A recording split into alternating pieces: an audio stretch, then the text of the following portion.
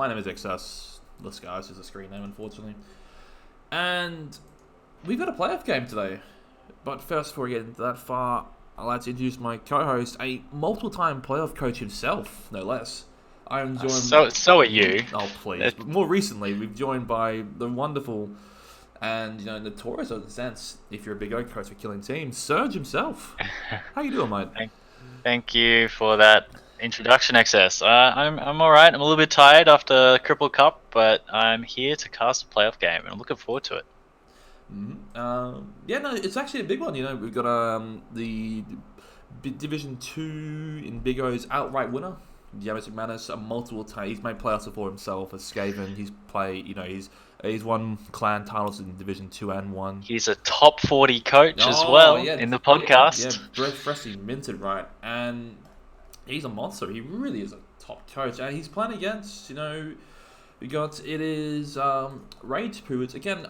He's coming out of G-Man 4F, first place with Chorfs. It's Nurgle versus Chorfs. Might be a bit of a slow game, might be a bit of a death, you never know. Hopefully it's absolute bloodbath. Oh, that's what we're all hoping for, right? No one likes Chorfs, no one likes Nurgle. We'll go with the home team. I think it's a home team up, or whatever it is, doesn't matter too much. First up, look at the Div 2 team. Jamis's ugly Nurgle, 21-10. 3 seasons of development. Yeah, and this is a really solid Nurgle team that hasn't accrued as many perms as like a 5-season Nurgle team might. Yeah. So it's really in its prime. The only sort of knock on this team is the niggle on the killer, which you picked up like 3 weeks ago. Widows of all teams, right? It was against Sam, wasn't it? Yeah, it was. Well, because you were noticing, you recapped his division. Yeah, I did, and Jamis was steamrolled through. He was almost undefeated until I think it was week 11. He finally lost a game, and it was against Wood Elves and had an MNG and a Niggle. How you doing, so Luke? That was really weird. I get it. I don't see that message right there. All relates to +9. Like, who cares? Anyway, yeah, as you see, the team, I think one of the more notable weaknesses is the lack of mobile tackle, isn't it? You've got Evening Star, really, and because Alchemy's Claw moving forward isn't terribly mobile. So if he plays against, draw-wise, you need to try and dodge some of the multiple Skaven teams. Well, so far, he's managed that. So drawing a Chorf team in the first round of the playoffs, you're not too fussed about only having 2 tackle, and yeah, no, you're right. Spot on. You're only really worried if there's like a dodge bull, but even then, they don't always have those. No, we'll say also makes sense. This is actually his second time in playoffs. He actually did the Nurgle dream of his first season, actually making playoffs against Unseen Walker's Raisdorf, which is a great segue into. He's gone from Raisdorf in season 1 now into Chorf Rage, as Jerry's pointed out earlier before the cast started. The little tidbit there. So plenty of rage against. And look at these Chorfs. I believe a couple seasons old. Had to be at least 2 or 3. Probably 2. He's got one really nice bull centaur. I mean, block, mighty blow, break, tackle is really, really nice. Yeah, I think that centaur is going to have to do a lot of work today because the other one's probably going to get locked down. Yeah, you're spot on there. He's strength forward is great, but he's got block, which is he's not very mobile. He's probably going to be trying. If you get stuck on a war, he's going to get clawed. Then you've got this blocker core, which is really, really, really nice after 2 seasons run. 2 claw mighty blow, one of them a pommer, dauntless, 2 dauntless as well. That's going to be really handy in this game. Mr. Harry's in the chat after a marathon of Triple Cup. Good to see you, mate. Yeah, we're feeling the same way, Herring Zord. I'm feeling great, man. I don't know you boys. I think I was up till 6 a.m. So. And then you even got the really nice ball carrier, the Hobgoblin Blodge, kicking for turn, moving 7, show out. No dodge. Nope, not blodge. No block yet. So it doesn't even matter that much that there's not much tackle because you can just hit it with a block piece. Fair enough. Though he's got what? He's got a bench of. Oh god, math is hard. He's got a bench of 2. He's got 13 players. That's what? Yep. He's got 180k. So what's we're looking at induction wise? Is Wizard, Brian, Babe, any combination of that? Like how? What is he trying to leverage? No, I'm weirdly I might lean towards Babe and Appo. For Power Appo, yeah. Yeah, just a power Appo, something that's Kaz, because you're going to be trying to keep up in the Kaz battle. A Wizard doesn't seem that great as Chorfs against Nurgle. I wouldn't have a bribe with 13 players. You can probably Bribe you can works. You don't really need a 13. If a bribe is not as important with a 13-man bench, but it's just I don't know. I see. You need the chance for a good foul, and if you're getting locked down, you're not going to be able to get a big foul. No, you're right. I mean, it will depend on the coin toss as well. I mean, it's a bad matchup of Claw. It's two, but it's hard to spot it out. It's whose Claw fires, and in case of Nurgle, whose regen doesn't fire, right? Yeah.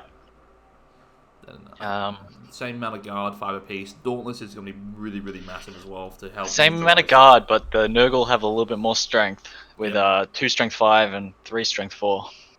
That's why I like Dauntless' matchup. It's a really good skill. We saw, without spoiling any games, I think there's a few pieces played that are Dauntless pieces, and they're really useful against high strength teams, especially when you don't expect them to have them on usually.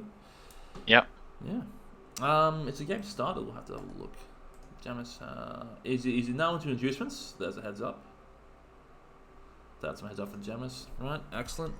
Predictions. I know we did ours the other day. We think we both went for Jamis, saying. Yeah, we took Jamis in the Big O pre-playoff preview.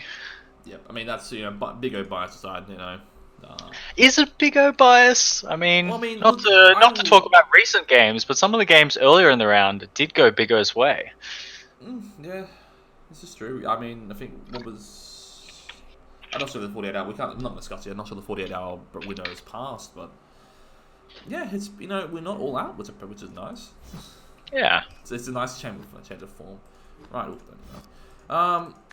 right. I will let's get the thing up.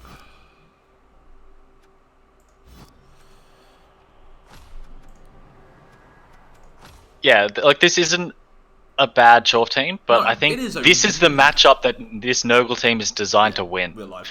You're right. This is probably the matchup they go, okay, I want to avoid either Sean Mann's Nurgle or Jamage's Nurgle or perhaps Sage's Chaos, or there is a lot of matchups they would have loved to see because at 1800 TV that Chorf team is really efficient and really dangerous, but because there's no blood in that team, it's all really good skills.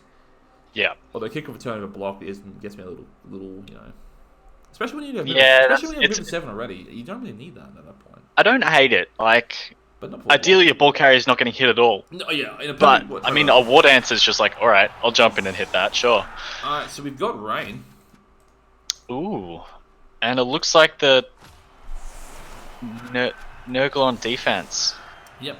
We've got a Wizard and a Babe for the Chorf, so he wants to stop the Nurgle drive. Don't hate that at all because Agi 3 in the Rain is not fun. Well, he didn't know about the rain when he selected the Wizard, but that's fortuitous. Yeah. Did Jamis leave his guard rod on the bench? Yes, I guess he doesn't want to, because what do you put in the LOS? Right? Okay. You don't want him getting clawed and you don't want to bench your Pestigors. No, mobility on defense wins games, and he's backing his Warriors and Beasts to do the job done. I know, but I guess you don't want to risk putting your beast on the LOS because it's could get claw palmed. Yeah, exactly, yeah. Yeah, exactly. If Rain stays long, it gets really interesting. And now it's Agi, it's 4 pluses for the ball. Only 2 short hands apiece, which is nice. We got the Puppet Archie skill of all on the LOS apart from the Not foul. quite. It's close to. He's ready to fight a perfect defense. Yep, and he's got the foul ready to go to follow up and stuff. So, get the kick up, kick off return. Oh, look at that instant value.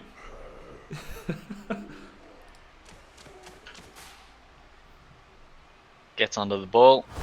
Ooh. Right. Well, that's not fun. If it scatters in the end zone, nah, it does not. It's a very kind scatter. But yeah, so now it's one less turn for the Chorfs to get the ball at the pitch, the deep kick in the rain. I'm not sure. Yeah, failed pickup means you're not getting the ball to the halfway line till turn 4. He's moving 7 though. He's not too bad. Yeah, true. It's not the end of the world. Sword, isn't it? Because it's less time you have to hold the stall out for against Nurgle, so less hits they make to take. But it's also if it goes badly, the less time you got to get out of jail free. So Mighty Blow, claw palm up. That's Pro does a Great thing. Skill. Pro has been mixed results so far this playoffs, Ooh, but it gets a kill on this one.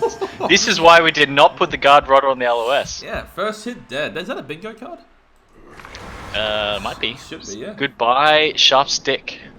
Yeah, rodders, man. They're not meant for the world. It's alright. We've got to clear out Jamus's Massive bench. Yeah. Yeah, I was going to say clear out his rostered rotters as well. These aren't Pokemons. These are actual purchased rotters.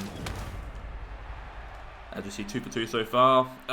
What do you think the last hit of the blitz will be? He looks like he's kind of. Given the follow up, he might have been looking to blitz the beast, but I think you just blitz the. You got Claw Mighty Blow. You go for a warrior. Yeah. Why wouldn't you? No. Oh god, I don't like that. He's coming into the fight. Okay, you're giving up a Claw. Actually, maybe not a Claw Mighty Blow hit. He's gonna blitz a Claw Mighty Blow. Doesn't get so you're giving up a Mighty Blow hit. Re-rolls it. He kind of had to there, didn't he? He didn't have to, but it's worth it. Only a stun.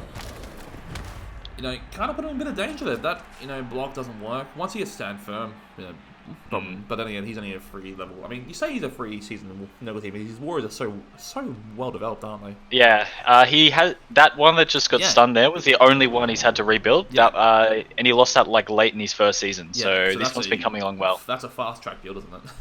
Yeah. So he's been catching up to the other ones. And they're all fantastic pieces. Foul wise, I don't think he even bother foul the stun piece at this point. Yeah, no. No, do it next turn if you're gonna foul at all.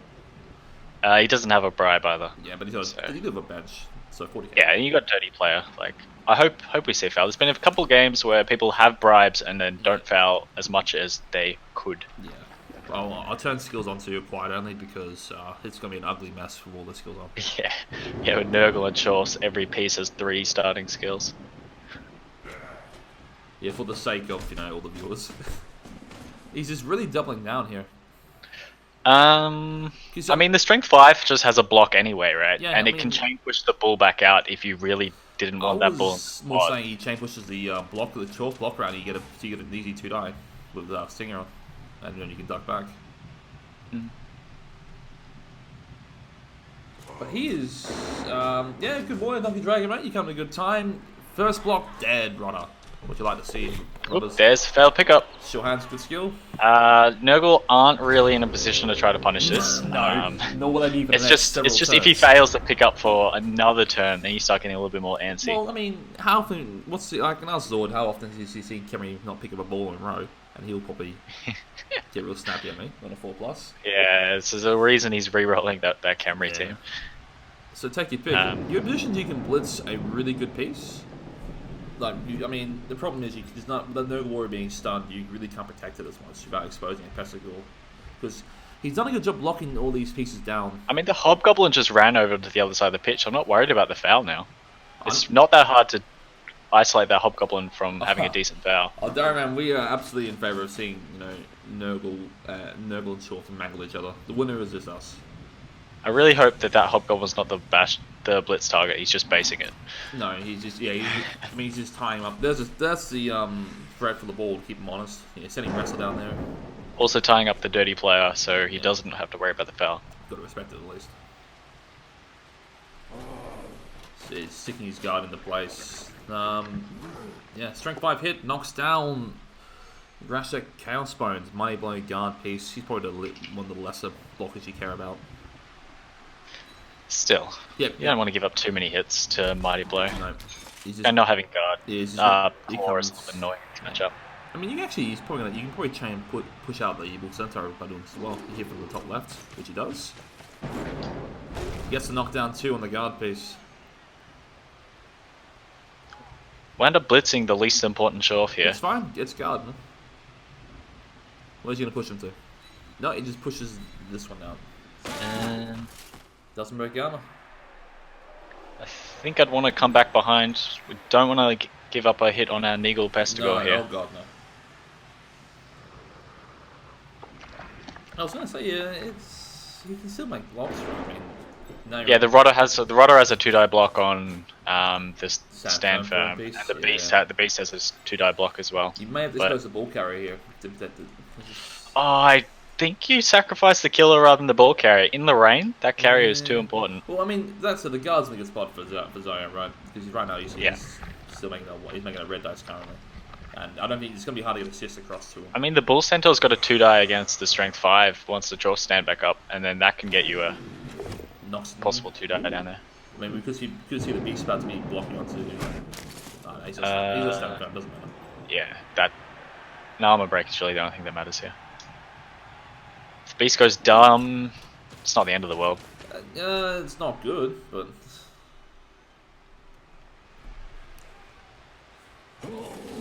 Yeah, just Nurgle coach, just risk aversion with their Beast, declining to take the block. It was a 1 in 9 block. If the Beast goes down, that giving up an extra hit. I mean, Jammer's got 3 core money blow. The Chorfs have 2.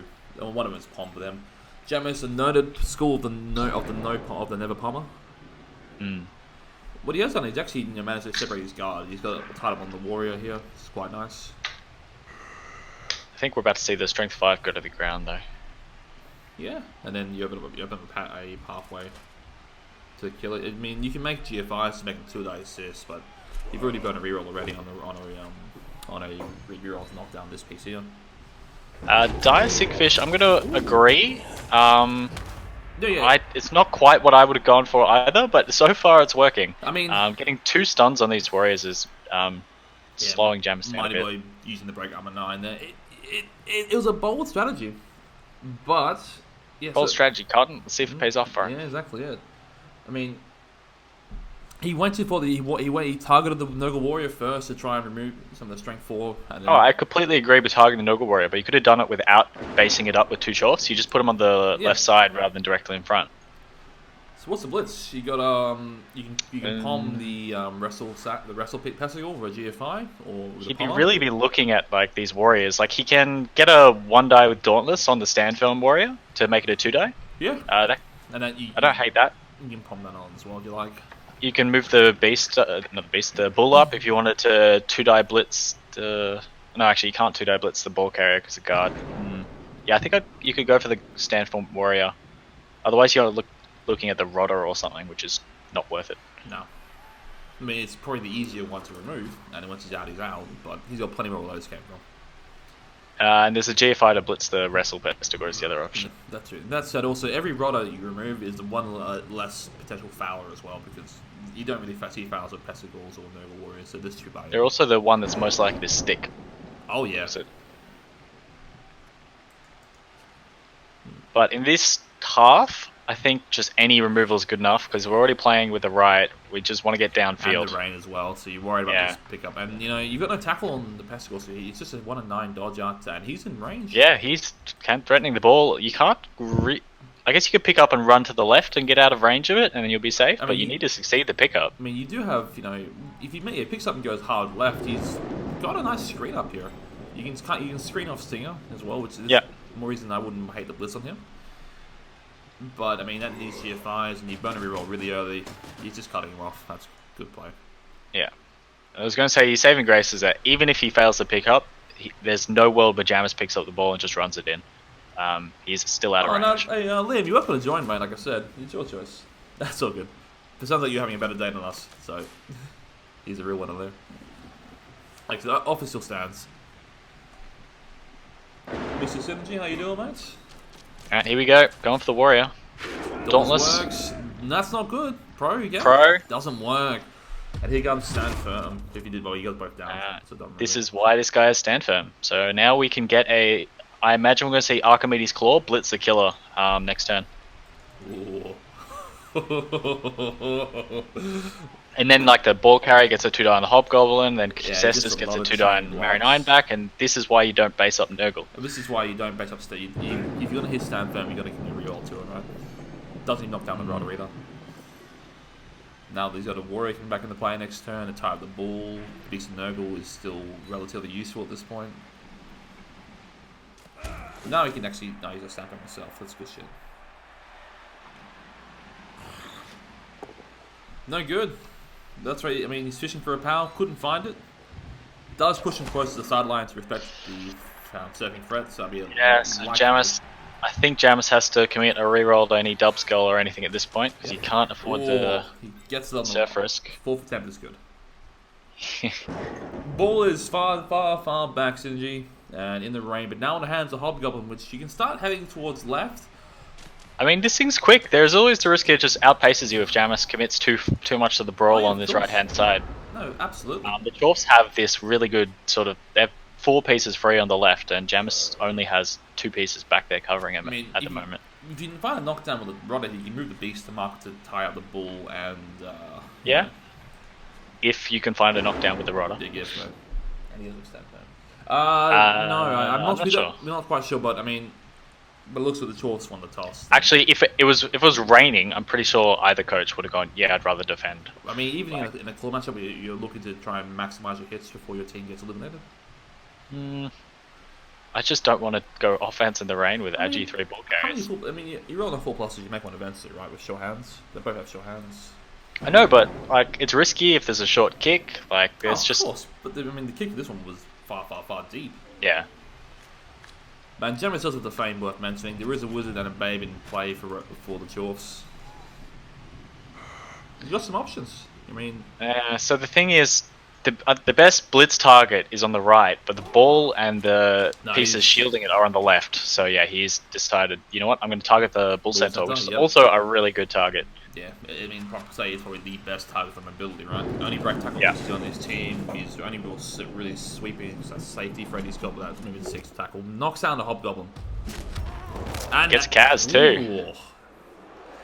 That's alright. He's fine. He's safe. That's not a Lampo. Let him be. That's 1 fodder piece out for both teams. As we see the hit onto the Warrior. Onto the blocker, sorry. Breaks oh, Helen breaks too.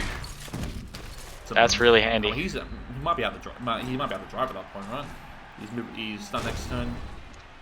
Yeah, I imagine the Chorfs are going to go down the left. I don't think you can afford to regroup in the middle. No. You have to turn 4. You've got to get a move on, right? Yep, he's ducking back. Warrior stands up. The Beast is the Tentacles is on the Bull Center. It's likely to break free. It's fine. But in case he rolls poorly, he's stuck there. You never know. I doubt we'll see the Beast block. We will probably see the Rodder block, I think. And then you see the last action dodge. Nah, there's the dodge first. I mean, there's a 1-9 dodge or a 1-9 block, right? Yeah. And this is again last threatening action. the ball. Yeah. I mean, he's cutting him off, so he can't regroup in the middle, isn't it? It's either you did take the blitz onto the. Yeah, if you blitz down the wrestle Pestigore, you're going nowhere, and it's turn 4 and you're still at the line of scrimmage, which is not ideal. That right being a little bit of a nuisance. Well, that's always the risk, right? You know, if you gotta get the ball quickly and make some ground, you don't have to stall you stall for one less turn, which is great. But alternatively, if you find yourself like on turn 4 and you're only just at the halfway point, still very much fighting for like early positioning, it's gonna be an uphill battle. And the handoff play is less good in the rain. Like I mean, what too as well? We've seen that a couple of times already. You know what, we're gonna have to rely on a Bull Centaur for this, but it's 5 pluses. No, it's not 4s. What's it mean? The Bull Centaurs just roll 6s, right? Yeah. So it doesn't matter at that point. I mean, that stun is big, isn't it? The Rock Nails there, because you suspect the screen will go, the cage will go to the left, so he's gonna be stuck behind. So he's out next turn. He's out of the fray. He moves 1 square next turn. He's gonna be realistically not back in the drive until turn 6 or even turn 7. So yeah. So I guess that would mean the Bull Centaur's gonna loop around to the left along with that Hobgoblin. Yep, he's just cutting him off, saying I don't want any of this stuff here. This blocker also very much stuck on this point, unfortunately. Yeah, he could do a 4+ dodge later in the turn. I don't hate the last action dodge. Don't hate it. So I guess you're just by process of elimination, you're probably going to be blitzing Qatar. There's not many other things you can. You can get a 2 dice onto Alchemy's Claw. You can hit the Beast and Nurgle as well. You can. You've already got a 1 die on the Beast at the moment, but it's just stand firm though. 1 die stand firm is not fun. Well, you could slot guard in there to make it a 2 die, and if you slot guard in there, you can probably get another hit with Martin on the rubber. If you look at it this way, Alchemy's Claw is a more valuable piece, but if you blitz him, you're more or less giving up any progression on this drive. Yeah, so I think I'd probably just blitz Qatar. But I mean, Qatar's probably the one that Jamis is like, well, if I'm gonna lose a Warrior, I'd rather lose that one, right? It's the most replaceable piece. Sure. The only thing with blitzing guitar is I don't think there's a way you can do it without basing up one of the Mighty Blow claw pieces. I mean, with yeah, for an assist. I mean, you can also do the one if you do. Oh, yeah, you're right. It's really if that's that point, you know, when Nurgle gets to critical mass around the 2K mark, there's always worries. So stacked with guard, claw, mighty blow, stand firm. You know, some have 10, some have strength 5, some have stand tackle, and it becomes a game. You know, well, it becomes like an almost percent of opportunity cost. Going, I want to blitz this, but I'm gonna have to give up this, and this. And next turn, the strength 5 warrior is getting back up too. So this wall is solid. I'd be wanting to claim whatever ground I can while I can, but before God, this, you're stretching out though. The Chorfs are spread across the width of the field. They're not in a nice tight bunch. He's taking a real. They don't have the numbers advantage either. I mean, they're even. Oh, you say they're 10 versus 10. Yeah, 10 versus 10. But realistically, you're down this one piece for about the next 3 turns, and you can't use the ball carrier, so effectively you're down in the fray. Alright, we're basing up. We go past Me's claw, but this has to be a knockdown. No, we're going to go for guitar. My apologies, wrong one. Foul appearance. Oh, that's can nasty. we re-roll that? You might have to actually. He's thinking about it. Turn 4, using his reroll, gets a double. Alright, and Jam's like, ooh, there's a lot of nice hits here. So, I think we could blitz a ball carrier as well if we really want. Yeah, like if the wrestle can 1 and 9, or the wrestle can get a knockdown and the ball carrier can come through as well with a bunch of 2+. I mean, I'd rather just. I mean, yeah, both are good. You can knock because you knock down. I'd probably take my punches back here on these Chorfs first. So warrior block, and then. No, we're gonna mark this ball. No, yeah, this looks like a wrestle blitz then because he's just blocking every Yeah. But you take your safe blocks first. Not a risky play, Tomo. It was it was always risky. I mean, re-rolling. The failure state sucked, but it was. I don't know. Tomo talking about risky plays. Yeah. Funny guy. Let's not go there. Foul appearance, man. You know that's a classic foul appearance roll. You roll it into double skulls, right? Yeah, that's and Nurgle coaches just love that. And commercially, every other coach hates that. Yeah. Nothing more frustrating thing. I've only rerolled just a double skull. Alright, so we're going to cop 2 claw hits on Chorfs here. First one's fine. This one is. Do you have the stand firm piece? One of the three of the rudder in the backfield? I guess so. I mean, he's freed up a rudder somewhere at least. So he's the only. Okay, we've committed all 3 Pestigors downfield. This is where I was talking about something like the handoff play to the bull center on the right. I think there's like potato downfield. No, like that, an option, but it can't really. It's not that good in the rain. Going too much up a bit. I'll just be, I'll speak closer to the mic. Then my apologies. That's just me being lazy. Yeah. Is it time for the 1 and 9? Yep. Make the dodge. Where's the dodge ounce? Finds the pow. Big boy pow. Breaks out. Armor break here is huge. And an injury. Sure hands out in the rain. The ball so far back. M&G. That's a risky appo. It is. You need that piece though, particularly if you're going to be losing this drive. And, we're down in 1 reroll as well, so. Let's it go. Nah, let's it slide. Don't bother picking the ball up. No, you've got Rodders to move. Can the Rodder get to it? Nah, not really. I mean, if the Beast would have had to 1 die and the Rodder... Marking the bull centaur without break tackle. Making him honest. Yeah, I like that. Power on the stand firm piece. This is, the worry when you engage the Nurgle right with Chorf is, if the first blitz is great, the barrage you give in is fantastic, it works out well, but if something goes wrong, you fail rolls, you don't get desired knockdowns, you get tied up, foul appearance triggers, because Nurgle have a lot of fail safes to make this drive ugly. This is what happens, You get yourself in a mess like this real quickly. Yeah, and I agree. In a regular game, you probably don't appo that Hobgoblin. In this game, I think you think long and hard about letting that slide because that piece, I think, is needed to win this game, especially in the wet. I think if it wasn't an MNG, I'd appo that. Yeah. The problem is an MNG means. That's why MNGs are the most frustrating injury to get. You're right. Only is because it's in the rain. That's the problem, right? Because you've got one hobgoblin on the field who's tied up between this mess here.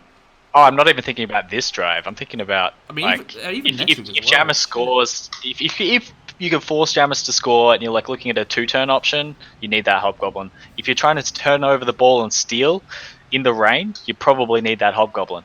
It's Look, Harrenswood, maybe he may not be able to think he can win, but he's got another, he's got another 12 turns of eating hits. It's gonna be a long game if you're really checked out. It is. As he can't find another knockdown, but he can free up the bull center at least. He's a nice little chain push there. Yeah, chain push to free the bull. Yeah, that's really good actually. A pity that required the blitz. If that didn't require the blitz, he'd be feeling a lot better. Yeah.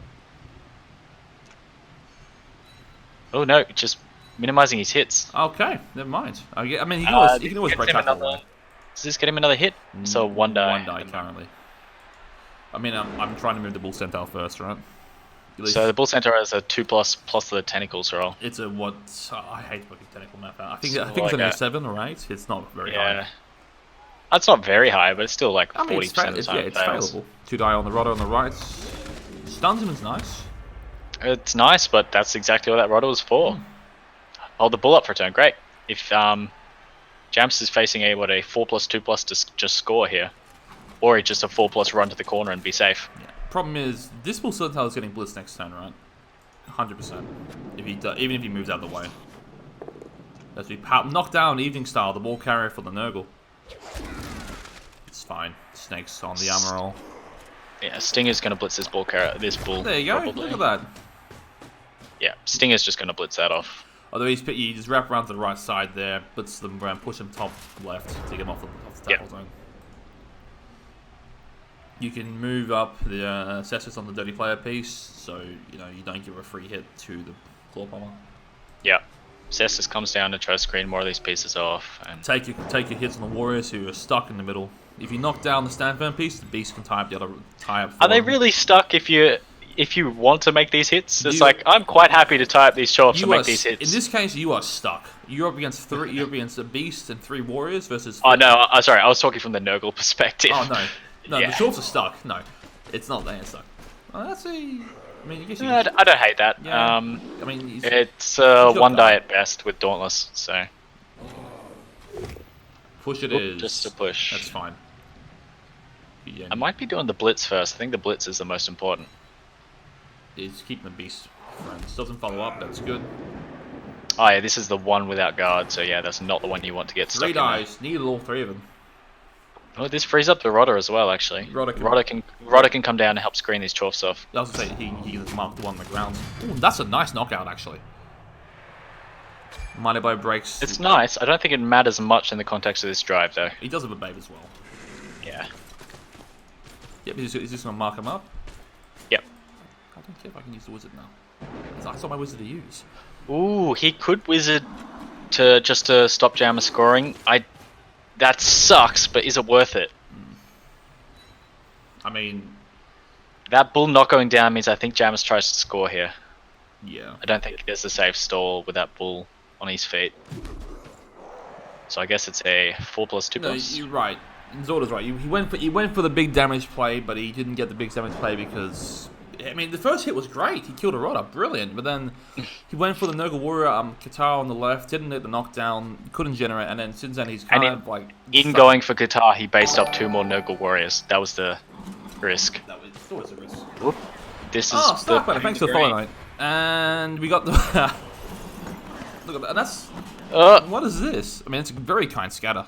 Just like 4 chances to try to get that. Yeah, that's a good scatter. I guess the bull's going to try to blitz the Niggle killer and scatter it. If you're ultra greedy, you could try and you bolt 1, blitz out, and pick the ball and go, right?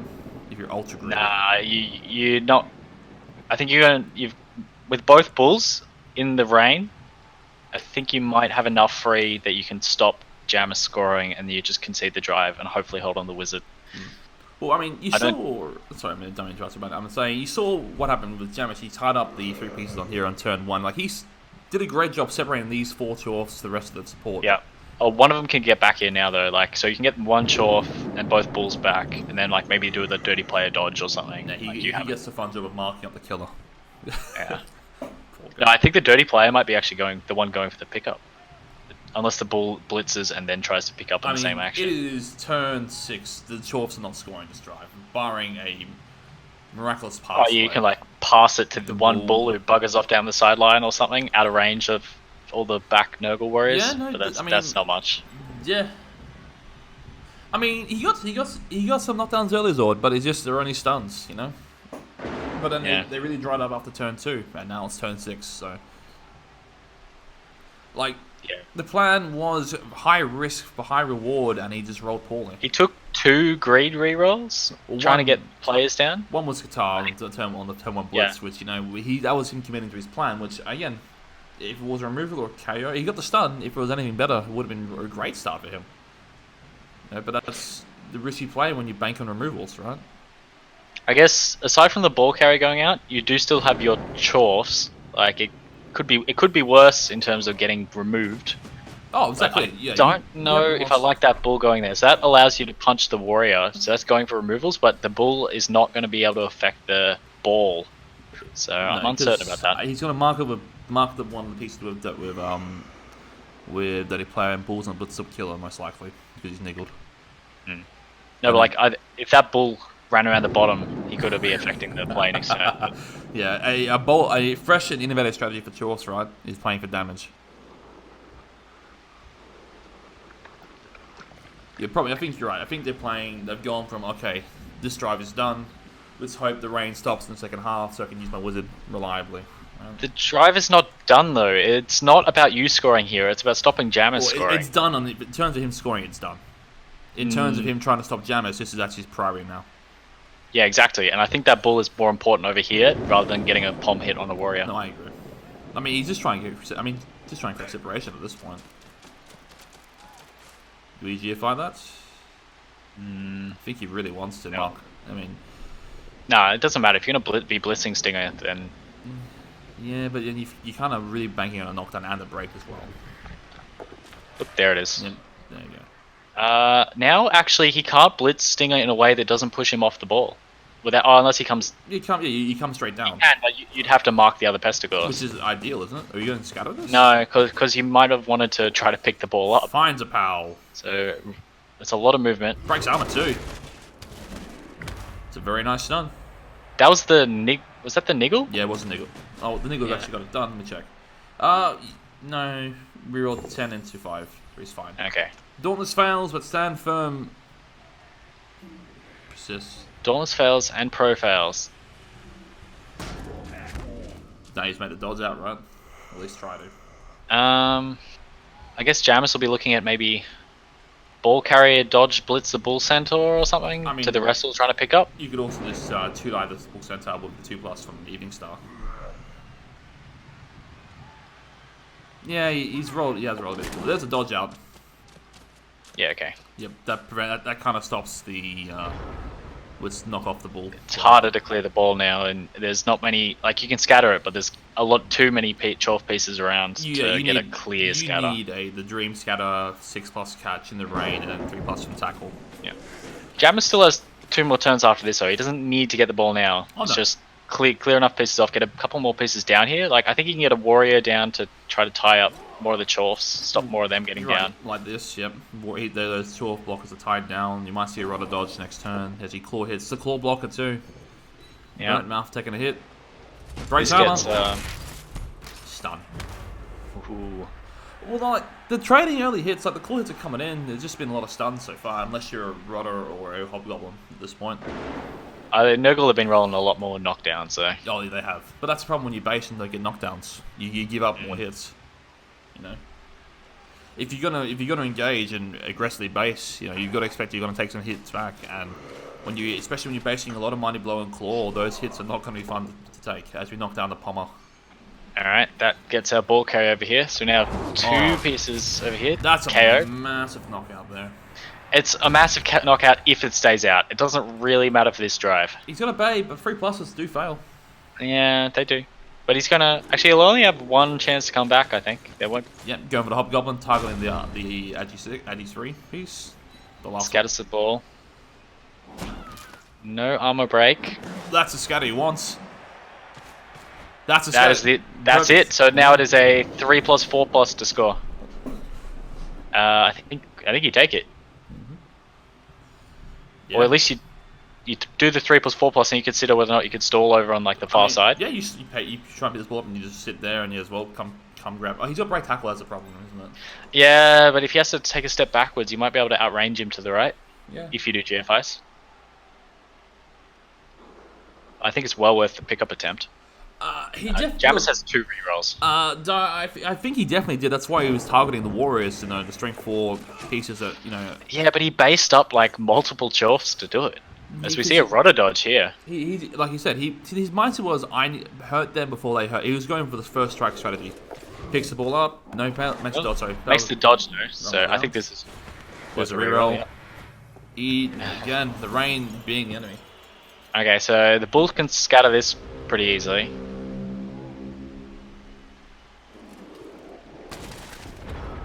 Rain not actually mattering there with that Pesticle rolling a 2 into a 1. Well, I'd like to say, Zord, there's not really many claw knockdowns now with one carry and 1 stun, so I don't think there's going to be many for the rest of this drive. Yeah. But I mean, yeah, you're right. Jamis successfully removing both claw pieces. That's pretty handy. I mean, he stunned one on turn 2 of 3, and he's been stuck there in an island by himself, and this one has been stuck in Warrior Central. Yeah. So it's been a pretty not happy. I also like that the Beast has not moved once from this square this entire game so far. 6 turns of nothing from the Beast and Nurgle, and he's been doing great, just marking up this Chorf the entire time. I mean, that's the best just the Beast, right? You stick him in one spot and then he just stays there for the rest of the game. You wait for but normally you move him to that spot. He's just like, no, he's tying a blocker. He's been in a great position all this time. He has not even moved at all. I mean, he can't fail an action if he doesn't move, right? Yeah, exactly.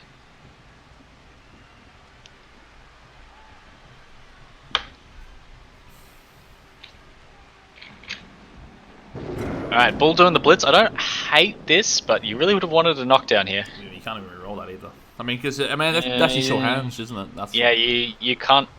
You really wanted a knockdown, get a good scout up, then the Bull gets a pick up. Too. I don't hate the reroll. Because that's the piece that's most likely to score.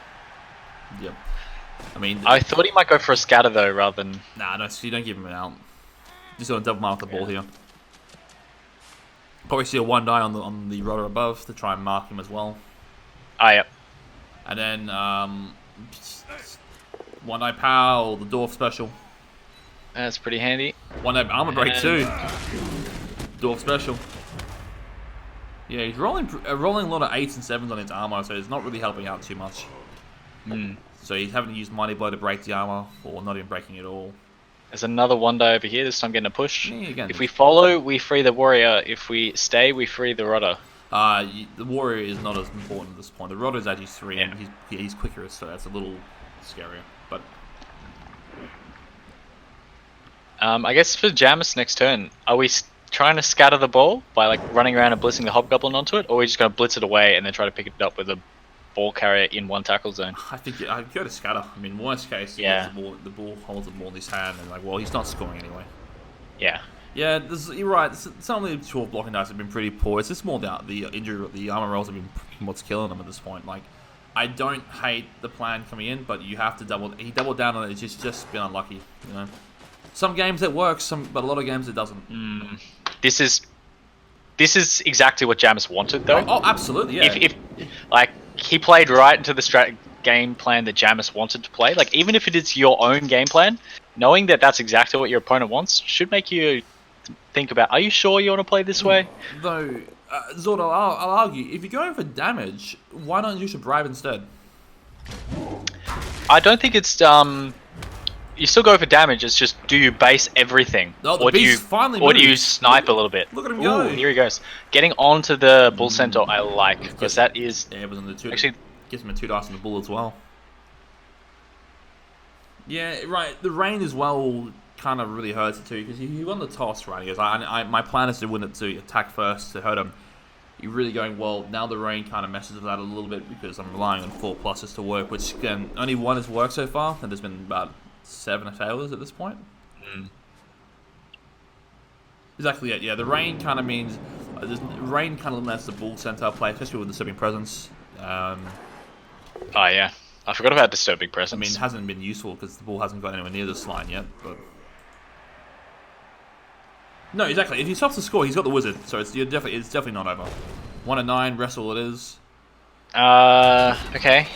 So he's gonna go with the short hands. I think this Rodder's gonna have to try to mark the bull. Yep.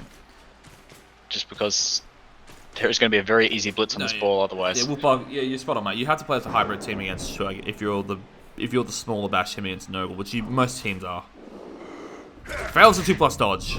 Do we re-roll this? Let it go. I think we let it go and try to score next turn. Let it go. Yeah. Armor holding. Because if you've still got another chance, you realistically he can't stop all these pieces peeking. One of them's gonna chance to get the ball.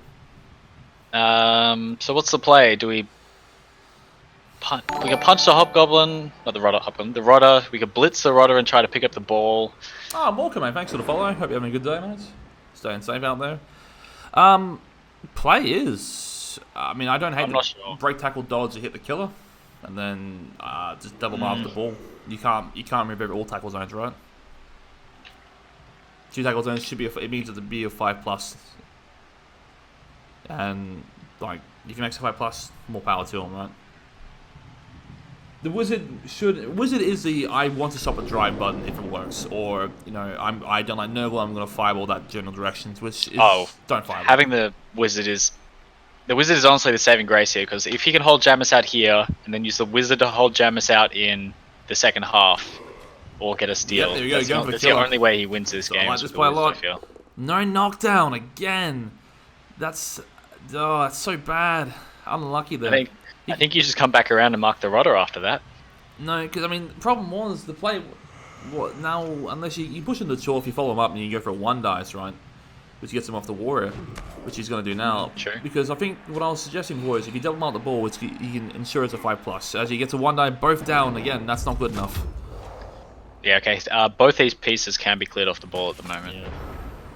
So if the Warrior gets a knockdown, then Stinger can try to clear the Bull Centaur, and Makara clears the Hobgoblin. 2 really big hits on coming up, Yeah. Ooh, 1-9. That's helpful. Does that Chorf have guard? He does. I think it's a lot harder to clear the... That's very helpful, actually, because now you got to stand up. If you want to make it a... You can't... it has to be... You can make it a 1 die. Yeah. Go for the Hobgoblin instead, yeah. No, you're going for them both. Like, if you blitz the Hobgoblin, if the Hobgoblin goes down, then this is an assist to knock the bull down. But your problem is you want to knock down there so you can bring the other Rodder around the outside. But he didn't get it. Now he can't. So now he's going to try and fish. Yes, he's going to have to dodge at this point.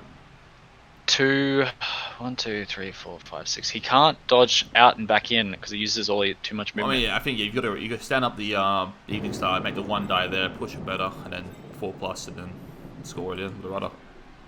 Yeah, I think you have to go with the Rodder. Yeah, exactly. He means that you're making a 1 die, yeah. He tried his attempts. So yeah, the 1-9, the both down pushes and skulls all coming in force the last 2 turns. Race had a bit of a previewed version of it earlier. He's been rolling a fair bit. Taking some great hits first here, judging that they're fine. A 3-die great hit is probably worth it. Yeah, fair enough. I mean, risky play there, guys. Yep. Never punished. With the ball's on the ground. There's a certain tree out there that disagree with you, but Alright, here time for the 1 die. 1 die push, good enough. Okay, just a 4+ now with Shorehand. Well, with a team reroll. Yep. See, all the pestilence failed. Rodder failed. God. Here comes a reroll. This I mean, Jamis has failed more pickups this half than there it is. Rage Poo has, as he finally gets it on the last attempt. And funnily enough, rain doesn't matter when he rolled 2s, right? But it's 1-0 for the Nurgle on their defense. That, It's pretty gross, that Rodder throwing up in the end zone. Goddamn Nurgle are gross. Yeah, the Chorf's in a really tough spot. Only 1 set of KO rolls as well. So they really got to count half the time. Yeah, tough spot, man. He had a plan going in, didn't work, and he got punished for it, unfortunately. Do we put Hobgoblins on the line of scrimmage? No. Oh, both Chorfs coming back is massive. The Bay probably being useful there. So they start with a full team at least. You know, they start 11-11 to start the second half, but they got to eat some hits. Yeah. Yep. So what were carry rolls? Yep, look at that Babe. Great value. Used on both. Yeah, 2 3s. Wow. Why is that? We so far a Dead Rotter, an M&G Ball Carrier, and a badly hurt Hobgoblin. Problem is, yeah, LOS duties. Hobgoblins mean they'll die. Chorfs mean they'll die with this claw. Yeah, I guess you're taking a claw hit on one Chorf, a mighty blow hit on a Hobgoblin, and you're probably using your other, claw hit on the other Chorf, and then your third claw to blitz a Bull Centaur. I mean, when you're using claw, you don't put Chorfs on You're Hobgoblins. You don't even need claw now. See, the problem I don't like about that is you want at least to have an agi 3-piece on the team. If all these 3 pieces are on the beast, who is stealing and recovering the ball? Bull Centaur. If these pieces get removed, you're relying on 5+ Bull Centaur pickups. Oh, sadness and rage. Possibly. I mean, look, we'll see how it goes. The intent has been there. Like he came looking for blood, but he's just been not. He hasn't found his mark yet. Look, The rain might disappear, but I think you need at least one Hobgoblin free. I'd argue there he is. I'd argue that he's picked the dirty player, the best passing skill in the game. By the way. I mean, it's valuing the dirty player more than the other ones. Fair enough. Yeah, we've got a big house, and we've got 40 people watching. This is good. I mean, you want the rain to go away, but at the same time, the rain also keeps the Nurgle in check for picking the ball up. I think you want the rain to go away because you need to pick the ball up. You need to score on a steal. Right. Yeah, because right now he doesn't need to score. He can just sit there. Yeah. Jamis can get the ball and just hide back in, sit in a cage, just sit in a 10-man cage and go. That's it. Yeah. But except for the wizard. Rain in the Blizzard, Monkey Chunks getting his call in early. No GFI hater. So now it's time to see the Chorfs on defense. I don't think the Blizzard particularly matters in this matchup. Yeah, that is it hurts the Bull Centaurs. It does actually, yeah. Man, that is a beefy LOS hit. Look at that. Strength 5, strength 5, strength 4, strength 4, strength 4. Protects the killer, protects the Bull Carrier. He's got the guard rod on pitch as well. Looks like he's targeting the Guard Mighty Boy Chorf rather than the Bull Centaur. Nah, I mean, the rookie Bull Centaur is not as important as equalizing the guard advantage. Like if you hit Skirbo, if you knock him down on the drive and knock him out the drive, he's down to 3 guard pieces, and it just makes your strength advantage that much more clear. Rock Warhammer suffers an injury. The hero Rodder that scored takes a rock for his trouble. Yeah, he's just doing everything for the team here, getting the touchdown, and the fans do not appreciate it. We're in Raid Sports Arena, the home team, not happy with that. You even have the classic I have the fame and eat the rock still. You see, Roddy 6 there, good stuff. Swag, very happy about it. I saw him sneak in as the rock shortly followed after. What if that Hobgoblin survives? Yeah. So this is a more important piece, so he'll probably die. Breaks armor. Knocked out. Okay. So we are down to 10. So Zord's prediction of 1 removal, 1 stun is looking pretty good right now. Just 1 removal. Another knockdown coming up on Cleave the Thief. Good deb. Breaks armor. Another knockout. And now you got the blitz to come as well. Alright, Berg will have the numbers now, 10 to 9. With the blitz to come. So what do you listen? My boy guard or the my boy guard? Take your pick. Yeah. No knockdown. That's okay. Remember, the overtime format memes are in full effect. Don't burn rerolls. I think we have to sacrifice the guard rodder to protect that. Yeah. Oh, he's not long for this world. He managed to get block on him despite everyone's best efforts, right? I think that piece leveled on an intercept actually. What a chat. In one of these last games. Show hands is good. Picks it up. It's showing every other piece how it's done. Beast not activating as well. He doesn't want to give him an opening on the outside. Alright, fair enough. So what's the blitz? You have to. I mean, are you gonna have to settle for the for the rudder, I guess. You can knock the rudder in for a follow-up hit on it with a Chorf as well. So I think that's the best value, like in terms of getting a removal. The problem is you want to go with a claw. You want to go with a claw pawn, right, to make sure it sticks. Because I don't think. Oh yeah, okay. I don't think you're going to see much fouls. I mean, with the rudder getting rocked and the other one out of position, you're not going to foul a warrior or a pestigore. Yeah, look, I'll tell you what I don't want to see. I don't want to see him base up all these warriors in order to get a claw pawn hit on one of them. If you want the game to end by turn 12, that's what you do. Yeah, he's going to go for the claw palm hit. Remove your guard piece back. Even the numbers up as well. Be 9 on 9. Finds a nice pow. He'll pile this on for certainty. Breaks armor. And he's dead. Dead. He's so dead he died twice. Look at that. You know, gotta pad those stats. Double death. You know what I'm saying? You know, guard rollers are not long for this world. This is why. Yeah. He dares set his face on the pitch, and if he had regen instead of decay, he is back alive right now with that dice. Yeah, I mean, even numbers, right?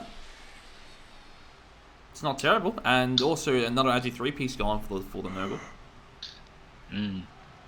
Hamza pointing out that we did have the option for the Bull Centaur to loop around to hit the Niggle. But Also if true. the Bull Centaur does that, he's probably going to get hit with Archimedes' Claw next turn. Plus, I don't mind the guard because, you know, if you lost a guard, you want to try and remove his guard where you can, and that's a little easier than one of these multiple warrior pieces to look at. I think Stinger might be coming for revenge next turn. Oh, there, the Hobgoblin shielding it. Yep. He knows his role. He's ball carrier / fodder.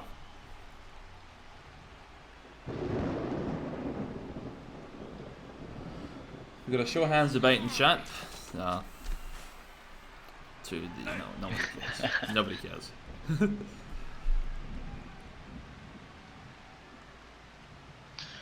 Pretty sure Crusader and Swag have both been saying the exact same thing for a long time. We're reading from the same playbook. As soon as you synced up, clearly Rodder killed it. Rodder got ate a rock.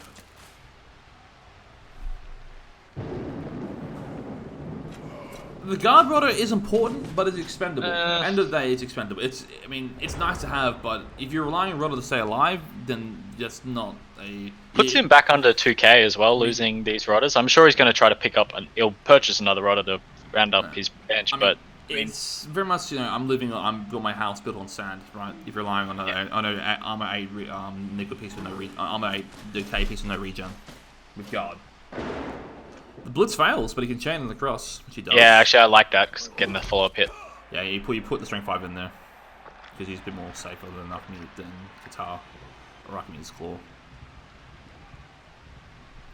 Our Niggle piece will be exposed for a counter hit next turn though. Which you will expect to be going for it. Exactly, you don't buy Rodders, right? You just farm them. Yeah, it depends how much bank you have. Oh, I'm going to say, are you big on short hands or are you short on big hands? Which one are you?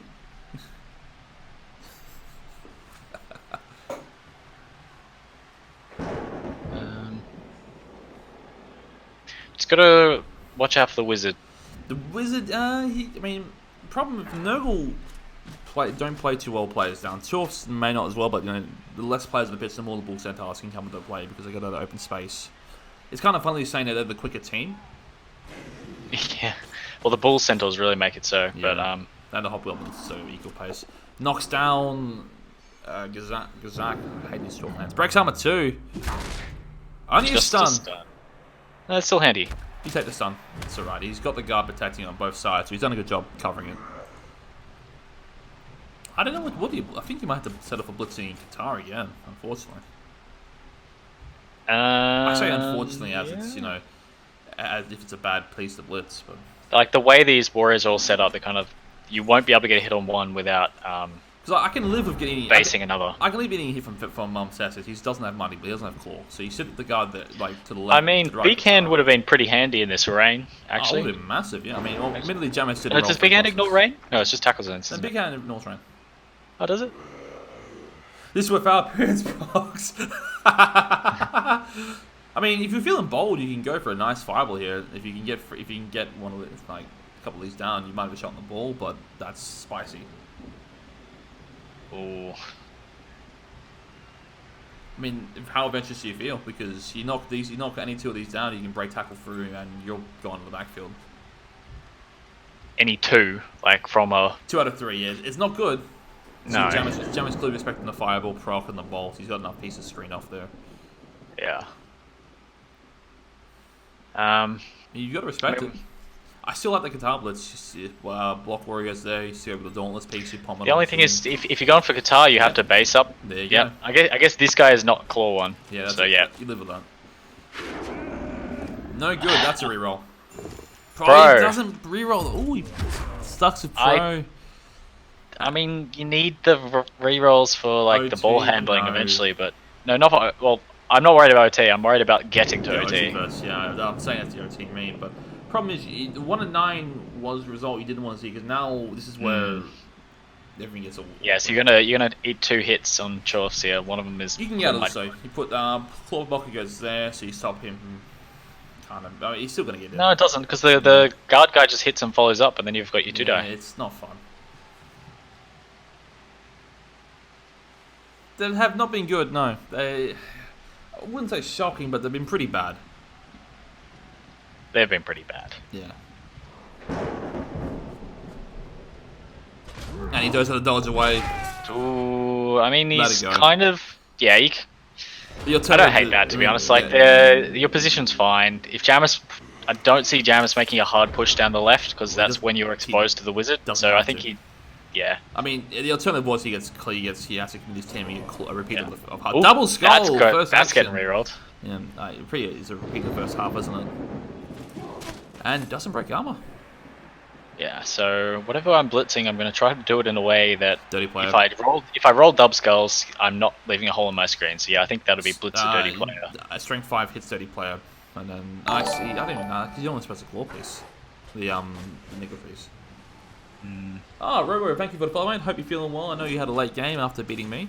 No. It's a late night for us big O folk. I think it was half a dozen of us in the Cripple Cup. 3 dice coming with from strength 5. Yeah, making it safe. As safe as it Triple can possibly be. Oh, man. Well, another... Very risky play there, taking that 3 die. Yeah, how dare you, I mean, 7 dice and 5 of them are skulls. That's not particularly that's not what you want to see. Oh, wow. Okay. This is probably the wizard turn. I mean, problem is with the warrior is the placing still means okay, the Chorf can stand up, you can blitz down the warrior, and you can block down the stinger, and then you can get through. You can bolt Qatar, and then you got to break tackle through on the ball. Yeah. Maybe. Can we clear a path to get to the ball without... I think I'm wizarding this turn. What I'm wizarding, I'm thinking about. Well, I mean, you can go. I want to. There's a break tackle route. Your problem is, you need to blitz one of these two or bolt one of these two. Take your pick. No, you could take down both the pieces on the left because you can blitz one, you can block the other. But in the process of blitzing one, do you feel the path? Actually, no, I think you do it. If you bring your guard around, your guard claw around into fill it, make a little cube. I don't hate bolting the ball here. Yeah. But if you're doing that, you've got to blitz Archimedes claw. Yeah. You can get through. You need to make the path for the other ball center, and he doesn't have break tackle. That's a little bit of a problem. God, toss. Triple skulls, and yeah, buddy, dirty player Hobgoblin untouchable. Yeah, this guy's been doing alright. He's evading it. This is a really tough turn.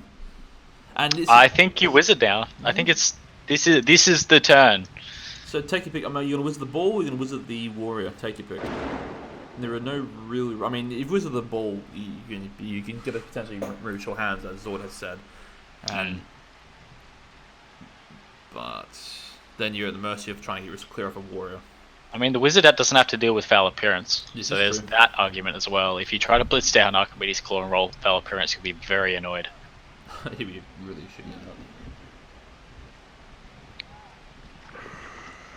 Taking his time here, 2.5 minutes gone, just thinking. I mean, it's a tough turn, This could be there's a bolt on, bolts the warrior, breaks armor too, and he's knocked out. Great KO.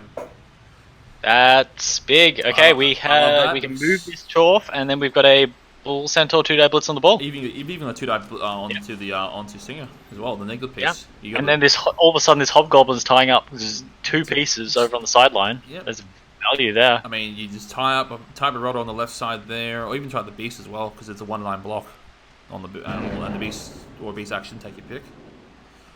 You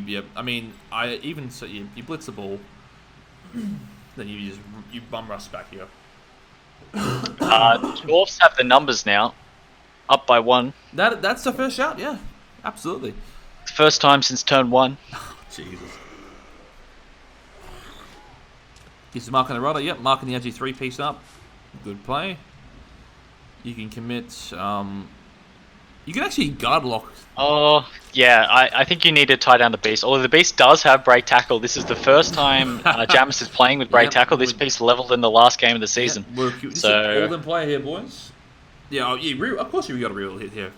This ball has to be knocked down. He's got 2 heads. If it fails, he just moves away. The wizard's option is no longer in play. He's used it. The bolt was great. It carried a warrior. Yeah. Got to get the ball down here. Yep. And then ideally you pick the ball up. You don't need to pick the ball up because I think the Chorfs will have both bulls at the ball against both Pestigors at the ball, and the bulls should be able to clear that fight reasonably well. If you're putting guard on the tackle piece, don't hate it. It's good.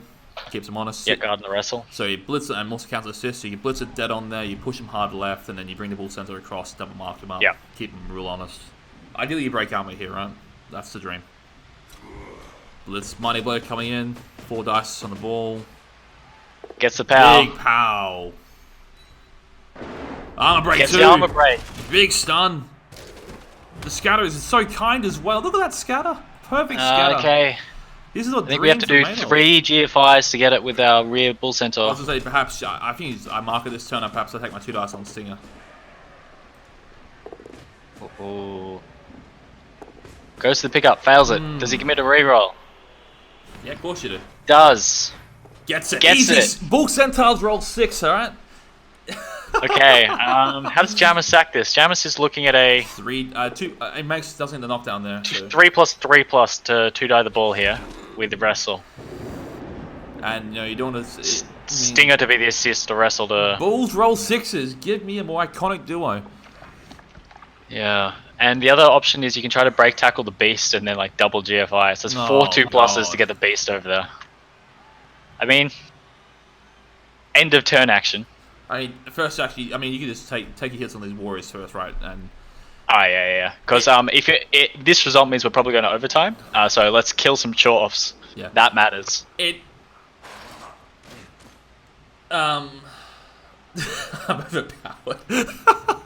Yeah, no, the bulls are bulls overpowered, right? Something about bull centaurs and ball handling, it's ridiculous. Man, they're just big gutter runners, aren't they?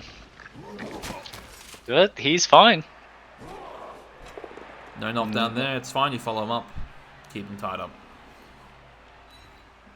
Yeah, this game that frees up the warrior for next turn too. I mean, took 5 skulls and a great bolt to do it, right? But this game has swung violently.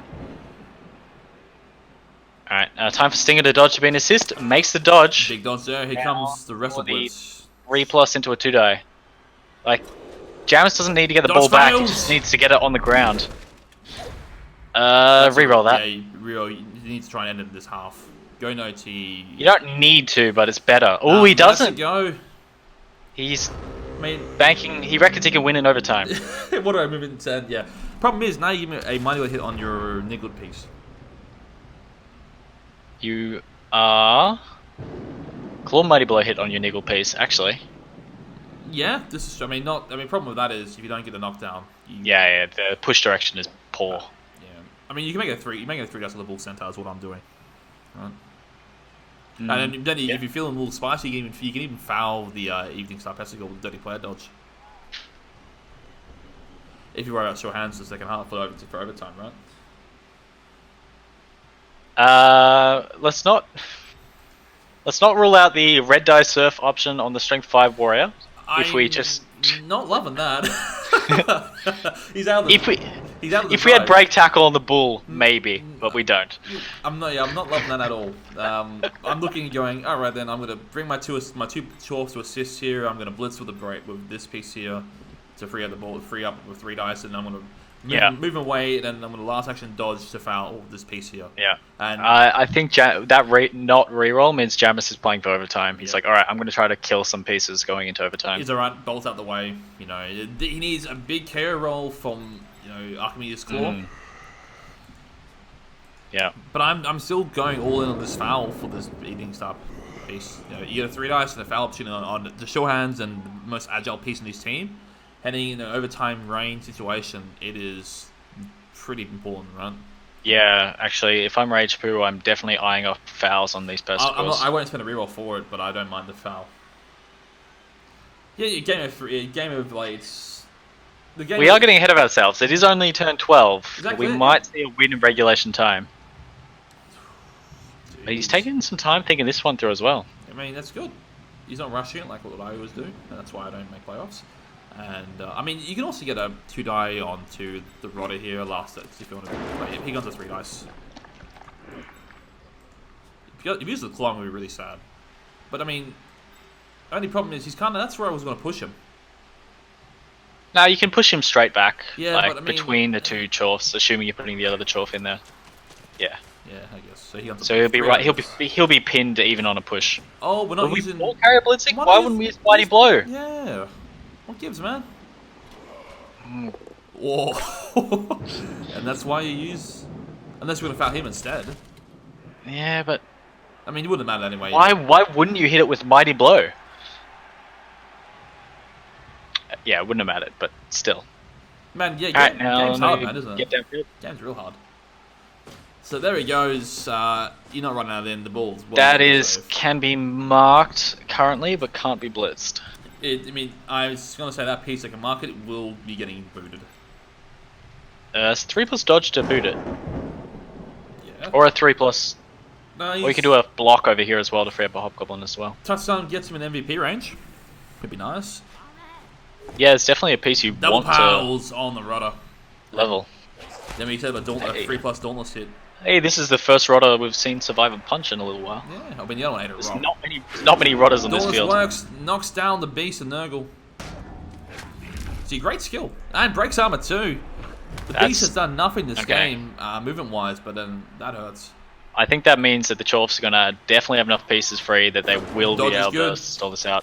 Targeting the Niggle. I don't hate the Niggle. I mean, I think the short hand's more valuable. Knocks him out. Prowl not even called. The Niggle used to actually turn into a KO. Niggle making a Niggle make a difference there. 6 into an 8 with a dirty player. Alright, Jamis is just going to claw Mighty Blow Blitz something next turn and I mean, take your pick. play for overtime, yeah. I mean, I might even argue just also keep him down unless you're on 1 dice, so you just stand firm. 1 die pal, why not? The good old dwarf special. God. That's a go. Yeah, synergy. There's this game and a couple other games than yesterday that 3 dies are not safe. Alright, I think we've got a Claw Mighty Blow hit on the killer here. Yep, you take that. Then he's also Dauntless too, and then yeah. And he probably uses Strength 5, base up the dirty player or something. Yep, keep the dirty player tied up. You don't want any more fouls and pieces you can afford. You can try and get the Pesticle as a threat to try and minimize the stall, but it means he's going to probably get Bliss instead. But I mean, you still keep him up. But yeah, just think this all happened after we saw double skull into triple skull, and then a great wizard play. He bolted in my mind the right option into the classic Bulls roll 6. You can say Bulls roll 6 all you like, but he's done really well to turn what was looking like a really it was a situation after especially in the first half. He had a game plan. He kind of got bogged. He kind of didn't get the result he's looking for with the dice rolls and the armor rolls and that jazz. But then even blocking dice. But then he's done exceptionally well here. Give him his credit. I mean, it was a fortuitous for the 5 skulls, of course, but that's Blood Bowl. There's going to be variance no matter what you do, right? And it doesn't mean it's a free way. He goes with guard and claw. Knocks him This down. makes it a little bit harder to get a good foul over on one of these pieces too. Yep. Breaks armor. Only a Ooh, stun. just a stun. So Now it's Jamis' turn to be getting all these stuns. Yeah. It's what, 3+, 2+ if you want to get the piece to... Pretend, and there's a red die surf I don't mind. Could be surfed, yeah. You can use Dauntless to make it a 2-die on the push, and then 1 die. You don't 1 die on the last one. Yeah. Fails to dodge. You let it be. Yeah. Oh, and breaks armor. Oop. Knocks Oop. out. KO. Yeah, this game is swung. The KOs and removals coming with a Chorf sway, and Really quickly, how fast do we get down this many Nurgle players? It's only what, 6? it was the one turn saw the bolt KO the Alchemy claw. The rock took out 1, then the foul and the foul dodge. So they've all been coming the last few turns. Yeah. So the problem is that you really want to blitz this wrestle piece. Yeah, you want to blitz the wrestle piece, yeah.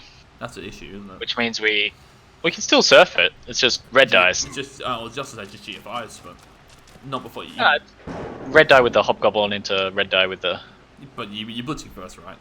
Yeah, you blitz the wrestle piece first. Yeah. And then you consider the funky red die surf. Yeah, man, I'd love. Oh, that makes it a 1 die actually. Yeah, I mean, 1 die into a red die. I love me a red die surf, but I like to get the ball a bit first, just a little bit.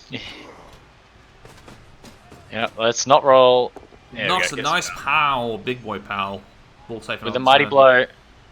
Will this one survive the hit? He does not, and he's injured. That's 6. That's a massive removal. He's out for the game. Regen. He's out. Fails. God, this has just swung so heavily. Hey, now you can double back to assist. Yeah. Well, it's 3 GFIs. No, 2 GFIs in order to set up a 1 die into a 1 die. Yep. For this surf, which I think you do. You ride these dice. They're on a high at the moment. Yeah, and plus strength 5's off the pitch, and then you can foul the next warrior you bring down. Right. Yeah, he's going for it. Yeah, sure. Feet fouling on the first proc never feels good. That's right. 1 die into a 1 die. Wolfbug, mate. No spoilers, buddy. That only happened last night, yeah. Gets the push. And after this, we'll be down to 4 Nurgle pieces if we can make it 3+ here. Yeah. Foul appearance. Foul appearance procs. You don't do it. Perfect moment. Re-rolls it in a match which is probably going to overtime. Greedy, but Snake on the foul appearance. Oh, that sucks so much. All right, so I guess the Hobgoblin's going to get punched for this. I mean, is there a world you can surf something back? Probably not. Nah. These all these pieces over there. I think you're going to blitz the Hobgoblin and then like try to dodge out just to avoid getting surfed. I mean, it was greed. You're right. Absolutely. I mean, you could have let it go, and it wouldn't have mattered too much because you probably could have surfed in the same result next turn, right? Yeah, true. You got plenty of time. Like no rush. Like, and he's not particularly mobile, and if he falls down, you foul him instead of a dirty player. Like, I mean, that's probably. I mean, it's not the same as the surf, but it's still quite nice. We are giving up 2 Claw Mighty Blow hits. One Claw Mighty Blow hit and then 1 Mighty Blow hit. 1 die with Dauntless. 1 die skull. Yay! Down he goes. And yeah, I mean, I don't see why you reroll the foul appearance. The surf would have been fantastic, sure. But there's no rush, yeah. You're wasting a reroll, and now I can say it's overtime format because you're looking like you're going to overtime, right? No rerolls in the second half, everyone. Come on, we know this. Especially in the rain as well. Yeah, God. When your sure hands piece is out. Yeah. I mean, we can. He rode it too hard, man, and he just couldn't hold on. So you take it's easy 2 die hit, 2 die with claw here, and then you. If you blitz the claw mighty blow and then slot the guard in, yeah, you can then get a 2 die hit on Chorf. Problem he doesn't have guard. He doesn't have guard. Breaks armor. This guy doesn't. Stun. This doesn't need guard. You just need to cancel the assist from the Hobgoblin. Or the ball, take it. Or the ball, yeah. I mean, guitar, the top quality can opener. Yeah, who needs short hands when you have balls? Yeah. Just another stun there. God, Jamis, we really wanted some of these to turn into removals. With the the Apo's still in play actually. The KO might not be enough, because he's got the babe. Bringing the warriors in. He's going for the bull center actually. Oh, going for the bull. Yeah, I don't hate this one bit. I mean, the Hobo is the most likely to get removed, but the Bull Knocks is him the down. most important player. Breaks armor 2. Gets the break. Ooh! Dead! Ooh, there he goes. That being Apo. I think we'll see the Apo. M&G, No good. he's out. That's a really, really big injury for this game. Ooh, And man. possibly next game. That's a big. Wow. It's not even this game. I mean, this game is tough about your best, most mobile. That going down actually makes me think we might not be able to stall out safely. You can stall this because you sit him up there. Anyone anyone marks him really. You run. Yeah, but if he gets marked, how do you're risking like foul appearances and 4+ dodges and all sorts of stuff if he gets marked. You try and sit him over here, I guess, where the Warriors can't reach you. He can be marked by a Rodder, but then it's a two die will block it for you up. True. So. I mean, yeah, Luke.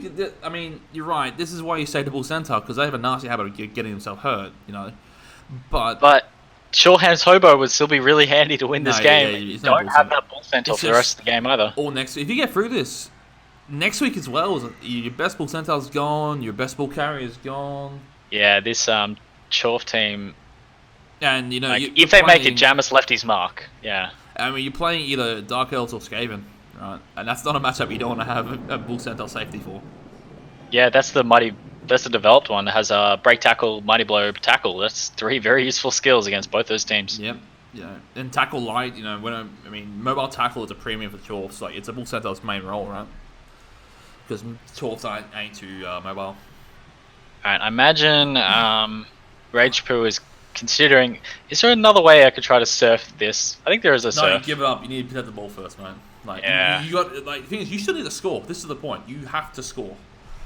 Which means that Qatar is the piece you want to base up because like Qatar can reach and base the ball unless you GFI it all the way across to the side. But then the Rodder can base the ball. But yeah.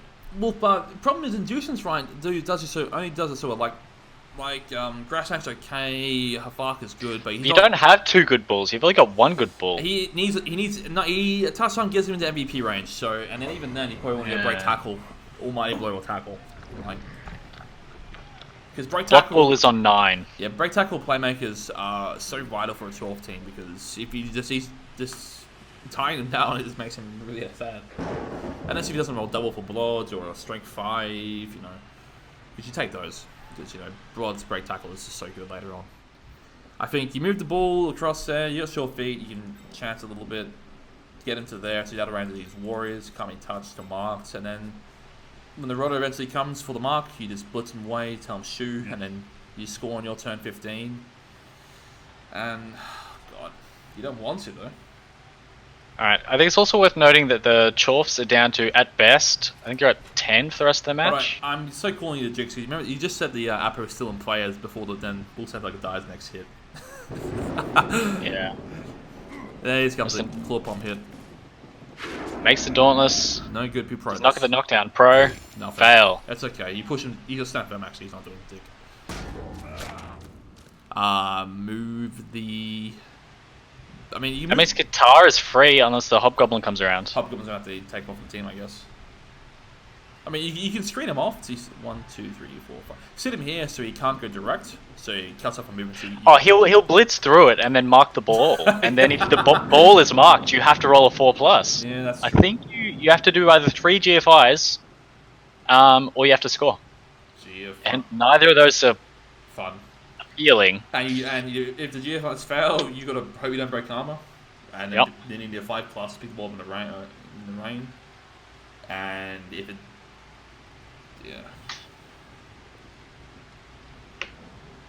Yeah. So, the main reason you wanted to stall out to turn 16 was to avoid giving up line of scrimmage hits and KO rolls. Yeah, minimizing these KO rolls to come back is what you want to avoid. He's running it in. Yeah, he had to. I think he had to score there. Well, he didn't have to, but 3 GFIs was risky. Yeah, he just takes the points on the board instead. You know, the smarter option there. It's just like a safer option at least. I think I would have liked to see him stall for 1 turn, but I mean, I like my GFIs. I don't. Do 3 out of 4 get back. Warrior stays out, but we're gonna have another shot at it. And if we're Jamis, do we try for a 2-turn, or we just go? We want to maximize our damage. I am smashing some pieces on the LOS. The 12 blockers are back. That's good. I'm still my K-Rails now. Yeah, I might run a Rodder down and go. I want you to blitz the Rodder rather than anything good. Yep. Right, so big one is Alchemy's Claw still out. Is the main one, right? And also, you've got Malkara, the wrestle dodge piece safety, is out as well. With regen failing him. So you're one less guard claw in the pitch, but you still got this 4. And you got a lot There's of enough mighty blow to punch these pieces. Yeah, look at playing ultra safe, doesn't want any of this. Alright, so it would be you'd have to do full movement with Stinger to blitz one of them, and then Stinger's going to get claw bombed in return. So I don't know if that's worth it. Look at this. Dirty player, the most important piece on the pitch at this point. Is the vital non-LOA. Is vital designated ball carrier. Actually, designated survivor right at this point. Yeah. He's saying, if everything dies, I don't care. He's the one to bring my team to victory. So Harrington calling a Kaz on LOS. I mean, Apple is gone. The Bull got better. These two are done. So the Chorfs are at 10, and the Nurgle are also at 10 with a KO roll. I'm willing to expect that that will change very shortly. I don't think we're going to see another rock to the Nurgle again. I could be wrong. Yeah, so if we're 2-turning, I'm probably going to blitz. I mean, you've already attempted, right? You put this looks like a 2-turn setup. I mean, the Chorfs are set up on the left rather than the right. Like, you can be out of the range of several of these players. Yeah. I mean, you go for it still, right? I mean, you're not going to about a reroll. Yeah. But I mean, it's worth the yeet. I mean, you run a couple of pieces down, you do your line of scrimmage hits, and then you see if it works. And if it doesn't, they are immensely weak. Without a second bull, especially one with break tackle, it is night and day. Like, that is he's such an amazing sweeper and playmaker. Like, the break tackle play that that you were baiting before doesn't work. Right? It doesn't give you that option because you don't have break tackle. You didn't use it. Blitz. Ooh, I guess that probably rules out the 2-turn, but it doesn't really matter. I mean, this is why you don't. I get why he set up this far back to disencourage the claw hits, but now the blitz means he can't in his GFIs. He can put. Okay, you're looking at 3 GFIs to 2-die the killer Stinger. That's what I'm thinking, and I think that's worth it. And you have pro for a couple of those GFIs as well. I see you put guard piece in front of Stinger and you run him with 2 GFIs and palm him. Actually, can the Bull Centaur get into scoring range? No. 3. No, you can get. No, unless you can get 4 squares into the half. Yeah, but then he's also getting blitz. And yeah, okay. He can get into scoring range, but that's unlikely. Harry's all, Oh, he does still have 2 turns. Actually, that's a good point. He does have. Yeah, he could have played with a blitz. He could still win. He has 2 turns after this. Of course, because he's. Yeah, we looked up going for the claw hit. GFI number 1 is good. Go for the Pommer. Oh, no, I would use the Pommer. The Pommer has pro for this. But when you make the first GFI, and you can't re-roll that. And you've just given up a hit on our Chorf for good measure. I mean, yeah. Don't re-roll that. Please, no. No, don't do it. He wants to. Don't do it. Can you feel it? Good. Well, this is why you use the guy with pro, right? Yeah, exactly. Well, Bulls roll 6s. This is known, right? Break tackle is bloat because you don't roll 1s. That Chorf being there and this one at the line of scrimmage means that if we run down the right sideline, we are out of range of all the Chorfs. It's only the Bulls and the Hobgoblins which can bother us. You're relying on a mighty yeet as the Hobgoblin survives a hit. Yeah, true. You are relying on a mighty yeet. Both down, no good there. I mean, rain doesn't affect the pass. No, but the catch does. Right? It's only an Agi 3 pass, which will probably be a long bomb. 5 or 6. Likely a 6, but I mean, it's possible. Oh man. I guess we're looking. Nothing so beast far. to 3-die here. No, I mean you hit the core hit, right? You got your 4th LOS hit. Yeah. Do we blitz it? That's the question. Do we blitz in order to get the Pesco downfield? No. Are we gonna target at the ball center? No, I think we're just marking it because if we can get Rodder or the Pesco downfield, the only piece which can reach it is the dirty player and that bull. Yep, I like that blitz. Yep. Gets a break. Breaks armor. Just a stun. But he's out for the drive. Yeah. Alright, so this piece comes down here, and the only thing... Okay, it can be marked by the killer, actually. Oh, the killer and the dirty player. I mean, next turn it would be the bull center, blitz, and double marks these pieces up. Do you move the rodders down, you bring in... The thing with the rodder needs a GFI to get into scoring range. That's the only thought. So he needs 3 GFIs to score, correct? Yeah. So you did it last, actually. You hit the ball up first? Because you need to be the ball up. I think I'd run one rodder down just to cover the killer. Yeah, and then I think I'd. I mean, he's not really covering it. The ball center, the dirty blade just comes in front of him. I know, but like, it helps and gives you a second scoring threat. I mean, my only issue is rodder in the middle is like your intermediary. I mean, yeah. Now he's forcing GF out of the dirty player because this will screen off. Yep, good. Yep. That's not much of a screen because ball's not. I mean, he commits to it though. He gets surfed instead, which is a probably better result. Going for the beast 3-die. No good. Not. Well, no removals for the Chorfs is massive, you know, from the LOS hits. Alright, the question is, at what point do you commit the reroll to this attempt? I don't bother. Even if it's the catch? If it's a catch, maybe. Okay, if it's a catch, yes.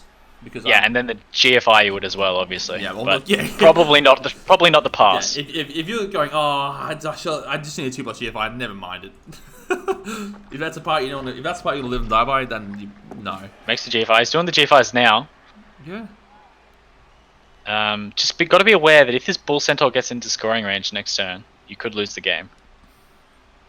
That's spicy. I mean, you could actually be a real pain if I blitz for here, but a bull centaur here is an interception threat, right? And then you. Oh, I like this. That really stops the ball down there. So now the hobo is the only thing which can really. Oh. I mean, the killer can still mark the Pestigore, but he has to like blitz through the rodder to do it. You can get guard in there. You can try and knock him down and then free. Can you? How do you get guard in there? The stamp piece just goes 1, 2, 3, 4 rounds between the two rodders on the diagonal. Yeah. Then you knock that in. The problem is that kind of blocks a path you really want to take. It does. No, you're right. Apparently, the blitz can. It's kind of like the quick snap when you're doing one turn. You can have a nice setup, and then he's like, "Oh, I'll get up." It's opportunely. We're going for. Ooh, chain push. I like. If we get a knockdown there, we could have freed up the bull to get over front of the screen. Actually, he will. Doesn't work. But you can. Okay, it's fine. You can just push him into the. Oh, he does. Yeah. Okay. It's just it means that only the bull is in the way, though. We could have had more pieces in the way, but now we have to commit. We committed all of our pieces, which could reach that side, in order to get the bull over there. I mean, you can make. You've got GFIs to make with the. I don't know. Yeah, nothing else can get in front. It's like if you're making a hobgoblin dodge to try to get. I mean, I'm not lying. You can actually the Chorf at the back can mark the rodder, which would be an interceptor at as well. The front, yeah, the one at the front can mark the bow, and the one at the back over here can mark up. Javelin, and then you can see the ball in front. Safety Chorf. Yeah. Okay. Yeah. So the bull comes in front, then you can't really blitz the bull. No, you've already I'm not sure. I mean, you can do it. I mean, no, I'm just thinking that Jamis would do it. You now need 4 GFIs to mark these 2 rollers up, and none of them probably worth a reroll at this point. Yeah, because Jamis doesn't really. Oh, Jamis might be able to. GFI fails. Can't re-roll that. Yeah. So you get a free blitz on the bull, which is lovely. Yes, use rodders to blitz the bull, and then you try the pass. I think. Use rodders to blitz the bull. Ooh. Yeah, you don't have a Pestigore. But I'd rather use a Pestigore for free. You get a claw hit for free and then move my rodder. No, oh, and then use the rodder as a scoring threat. Ooh. Okay, we can pass to the rodder. That makes sense as well, actually. Yeah. That's a dead guard piece. Strength 5 claims another one after nearly getting the bull. Ooh. Actually, yeah, we don't need to blitz the bull. We could just pass straight to Javelin, who is equal. I mean, I'm still blitzing scoring. I'm still blitzing the bull in case because of the likelihood that this fails. Oh, okay, we're not. Are we going to serve it instead? No, I think we're going to blitz it with bow and score on the Pestigore. Alright. Or we can do 2 GFIs to blitz it with Cestus. I don't think that's worth it. No. I'm not throwing GFIs. I mean, that's a massive... I mean, it is the Chorf. Remember, we started the cast saying if you lose a Chorf, it's the guard 121 you want to lose. But, yeah. Alright, I think we have to do a 1 in 9 blitz here. Yeah. I was considering, like, you could have just scored with Javelin and, like, you could have made this hit anyway with the Stinger. That's what I was thinking with you too, though. But, I mean... Yeah, Strength 5, the real killer, right? Yeah. God damn. As he edges closer to his next level, 7. Yeah, here we go. Rodder gets a... Knocks him down. And now for the... What's it going to be? It's going to be like a 4+... That's a 5, man. Couple GFIs to make it a 4, into a 4, into a 2. Oh.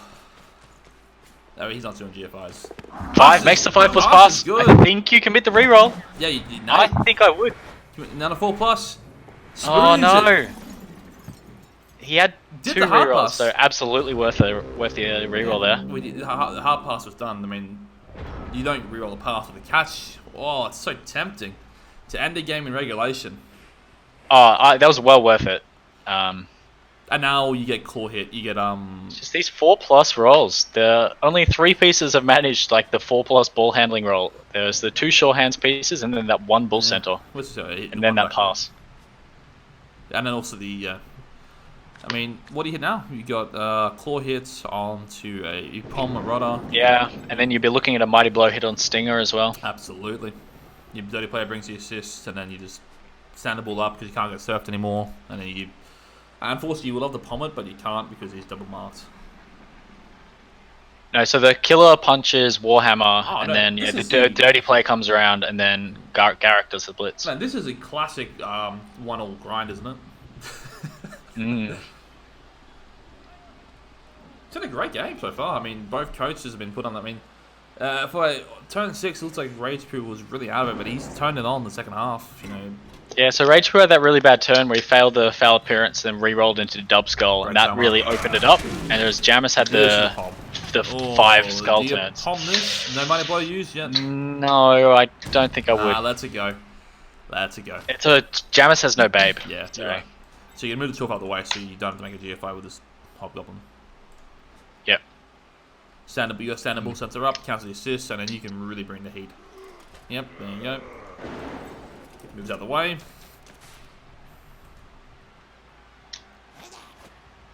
And then at the end of the turn, if you're feeling cheeky, you can try a Chorf vanity pass. No, I'm not making GFIs. Hell no. They can't even reach. Yeah, they can. Oh. Mark 9 back can. Breaks Gets a break. Oh, Just a stun. There's been a lot of stuns in this game. Kicks. Well, there's no such thing as kicks anymore, but yeah. I mean, do you tactically goes, I want to defend, and say you can't score? I've seen you try and pick the ball up. I mean, what's the numbers? So I think the Chorfs are down to 9 players, I think. Looks like the Nurgle still have 11. Some bad catch. All the KO rolls at the bottom there for the Nurgle. That's not ideal. I'll look at them now. Okay, so it is 9 versus 9, I think. Yeah, Nurgle both KO rolls out. Archimedes' Claw done for today. Chorfs won the toss. Oh, you're ahead of me still. Sorry. That's okay. I've got animations on for show. I never had them when I play because they're terrible. Yep, Chorfs winning the toss, so massive result here. Could see, I don't want to say it would upset on the cards, but you got a Div 2 team versus a Div 4 team. Is he? Yeah. Alright, yeah, they've chosen to go on offense. Yep. They got all their KO rolls coming out for the Chorfs. The Nurgles stay out. But it's 9 versus 9. There's 1 bull, there is 3 hobgoblins. Those are the scoring threats. And there's 5 blockers. The blockers are the important ones. All the good ones are in place still. Are they? The blockers aren't gonna carry the ball. Do the ball stuff. No, you're right. Yeah. That's what the ball centaur's for, right? Roll 6 all day. There's 3 hobgoblins and the bull. Those are the pieces that Jamis, I think, should be targeting at this point, not the blockers. I mean, this game looked done by turn 6. It looked like he was really almost done on turn 6. And then, 5 skulls and a bolt to really give him life. Jamis does really good playoff games. He's won against Unseed Walker last, 2 seasons ago. OT, that was a crazy overtime game where he was up against the Dwarfs, and he absolutely murdered that team with 1 season Nurgle, and there was Hail Mary pass, was everything in that game. He was unlucky not to win that game as a first season Nurgle team. Olivia's Popsicle, oh my god. No spoilers, that was on Saturday. That was on Friday or Saturday, so that's still not the spoiler zone. But yeah, I've had the pleasure of casting some good games this playoffs. Man, you're a good luck charm for casting, man, I swear. The first half, Pup and RC was an experience, man. Again, no spoilers, but that was madness. Yeah, exactly. This is exactly it. If you show your Chorf team the first half against Nurgle, they're saying, look, you're getting battered, you're getting smashed, you just lost, you got scored on your defense, and now you're going against a Nurgle drive. And now to say you didn't give up, and now you've got the ball in your hands, an OT, potentially against a top 40 coach. Gonna keep plugging up. And okay, looks like we're going to be going down the right. I don't think it really matters. No, at this point, I don't think. I think you decide. You got 8 turns. You decide after where the damage goes. LOS, so you got Rodder. I'm calling another Rodder. Rodder. I mean, every Rodder that has been down is dead. So I mean, for all it's been a lot of haymakers this game. Some have stuck, some haven't stuck. You know, the KOs haven't stuck, but there's been a lot of really bad hurts. Okay, so the thing is, there's one reroll each. So it's because on the high catch ball shenanigans early on. Don't hate it. Yeah, high kick would be really handy actually, or a touchback. Touchback could be huge. Is this where the rain stops? I hope not. I don't like putting the bull on the line of scrimmage. I think I want that piece free. Yeah, you want in case you get the counter blitz. Like it'll probably be freed up. I don't imagine the bull is making a block, but I don't think it needs to be in there. You got guard for these hits. You don't need that there. We got Geb's fast bash and ball carrying duties, right? Well, yeah, instead of the big arm, the dirty player. Bullshit sure has like a what does his money blow? Fair. I agree with that. Fair. Alright, so the two pestigores are super important for this. They need to keep themselves free to blitz down whatever piece breaks. Yeah. Evening Star's a safety, right? 2+ dodging. He's got tackle. Yeah. But there's no dodge in this team, so that doesn't matter. Kick is short. Short kick, perfect defense. Is disgusting. There is a chance that it scatters back. You get touchbacks. You cannot overcommit on this. It is. I mean, you're looking for a. You have to get back to the. But I would probably be putting the strength 5 or the beast like right in front of that. Oh, I'm putting the beast noble on top of the hobgoblin. Going, hey, if you catch that ball, you're stuck on me. I mean, I double mark it. I put a hobgoblin and maybe a warrior I don't care about.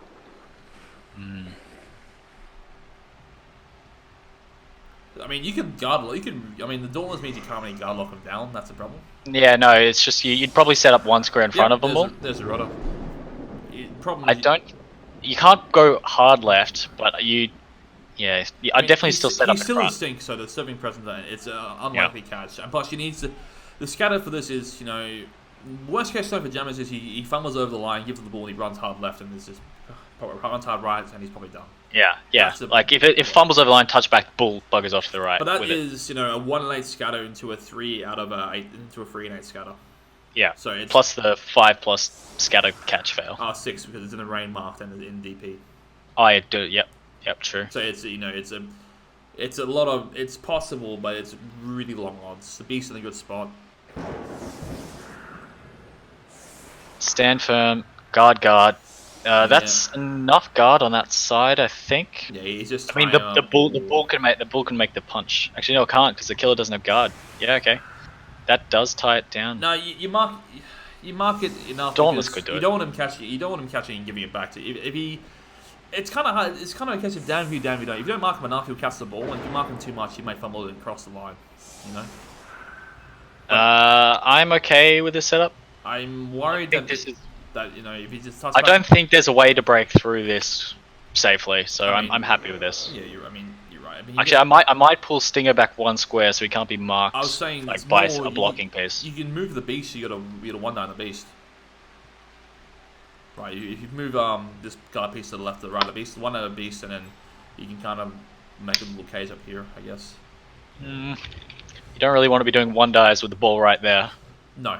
I mean, this depends on the ball. Okay. That's not a good scatter for the Chorf. GFI to pick it up with the backfield one. It's not the GFI, it's a 4+ pickup you need it for 2, right? And yeah. Even then, you got to somehow... Carriers right there. I mean, to be perfectly blunt, you got to unfuck this somehow, right? Like, that is disastrous. Perfect defense into a short kick into the rain is disgusting. Okay, I think first thing I'm doing is running up the backfield hobgoblin to mark the ball.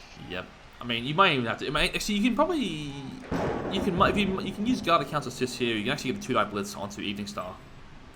Yeah. That might be my option there. And then if you blitz him free, you can double back and try and pick the ball up and back here-ish. Right? That's what I'm looking at. I say with no great confidence. So if you sit the dirty player up in front of the Evening Star, short blocker goes here. 2-die blitz, you knock him down, double back, and secure behind the screen. Like, it's not good. What's your Chorf blocker 2-die blitzing? No, Chorf blocker. He's just putting guard. This one here, he's counted 2 rudder assists. You sit in there to tie him up with rudder to guard, lock them down too. So if you're best case scenario, you KO, remove the Evening Star Pestilence, and you get the ball safe behind here. Worst case scenario is you 1-9 it, you die, and then the ball somehow scatters like into his out of the pitch. Yeah, Jamis. It's worth noting, Jamis does not need to score. If he just turns into a scrum here for 8 turns, that's good enough. Very much so, yeah. And in the rain as well, the short kick means it is looking pretty ugly. These pieces are stuck. Yeah, I would not be surprised to see both coaches think for 3 minutes before doing a single action every single turn. One reroll piece as well in the rain is no bueno. Like, I mean, to me, I just see a hit on. I just see this piece. I'm like, okay, that's a great piece to try and remove. Right. There's no good hits here. Well, I mean, yeah, like I said, the best it's a blitz you want. It's a blitz if you can. How are you blitzing it with a? Dirty player comes to assist on the bottom right, double up the ball. Short blocker comes. Oh, okay. So then the hobgoblin blitzes it, then comes back to pick up the ball, and then runs back because you got the screen behind you with give. I mean, it's not really a screen, but I mean, you can't get blitzed for anything else on the right because he's over. So it's yeah, okay. It's a bit of dice, but I don't mind that actually. So the ruling is out. I mean, you have to get the overtime. You know. Yeah, so that's the guard. That's the guard spot. I mean, perhaps I may even gone one to the right, but I mean, even then. This keeps him off the beast. Yeah. So. I mean, you took a red die of the beast last action, right? Here comes the assist. Yep, this is good. If you don't follow up, you can make a 3+ dodge, which is not particularly ideal, but. Well, you follow up trying to get a knockdown, right? And if you get a knockdown, then you can come around with no dodge. Yeah, I mean that's a dream. Get a knockdown. 1 and 9 here is pretty bad. Gets a knockdown. Knockdown, big knockdown. Push him to the left, sort back some more. No break. It's fine, but you can double back, pick the ball up.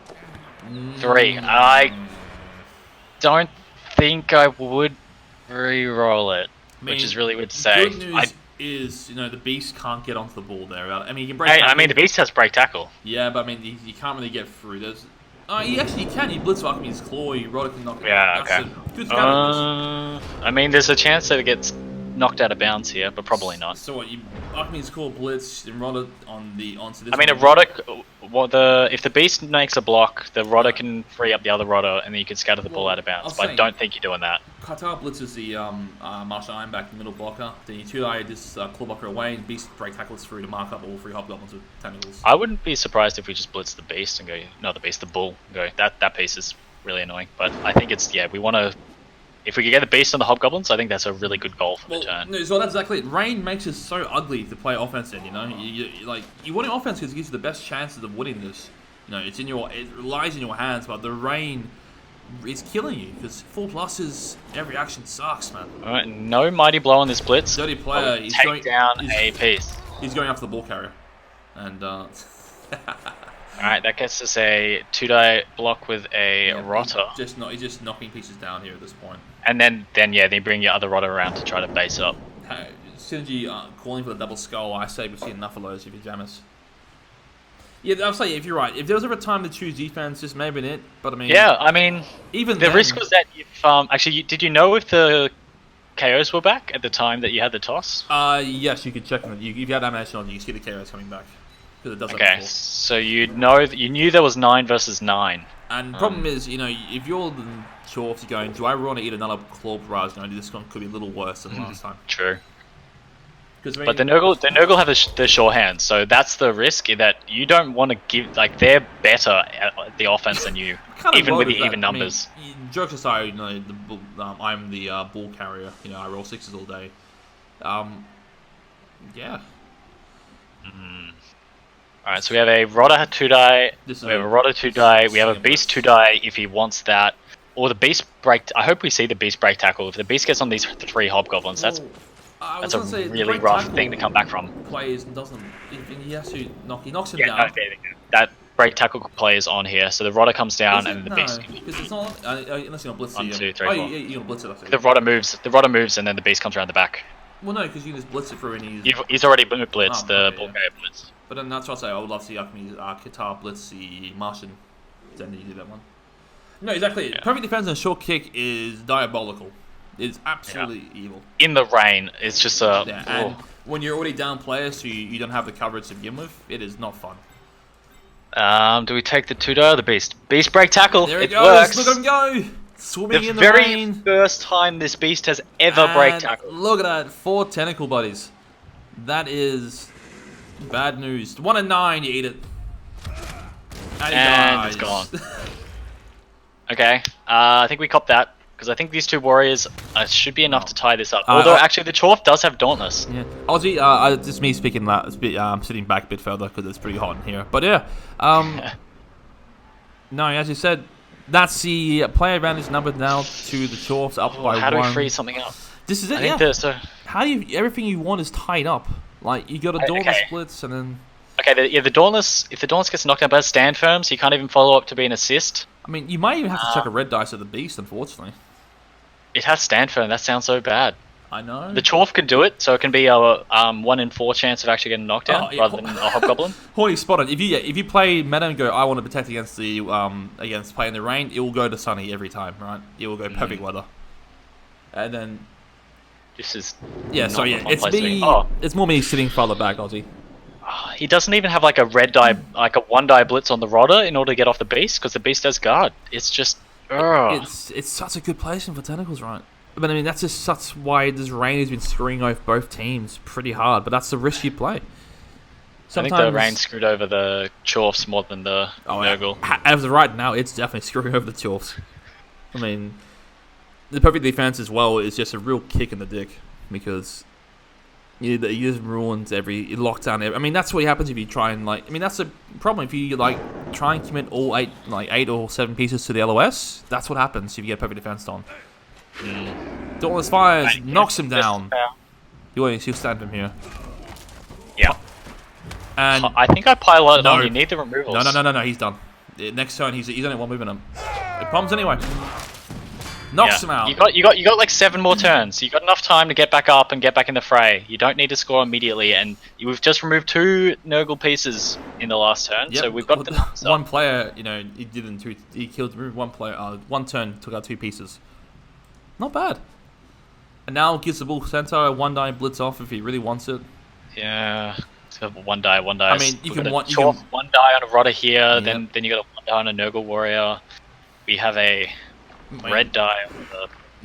it's a red die on the Beast. Yeah. It's starting to come down saying, it's a Nurgle going, well... Actually, I think I might blitz the Rodder with the Chorf, follow up, and then you can come down and mark the Beast, and then you get a 1 die on the Beast. Dauntless triggers there. I don't mind that attempt. No, it's good. Yeah, if that works, you get the Beast. It's a 3+ there to push him off, and he gets the Bull Centaur 3. I mean, I think that's now a last action dodge.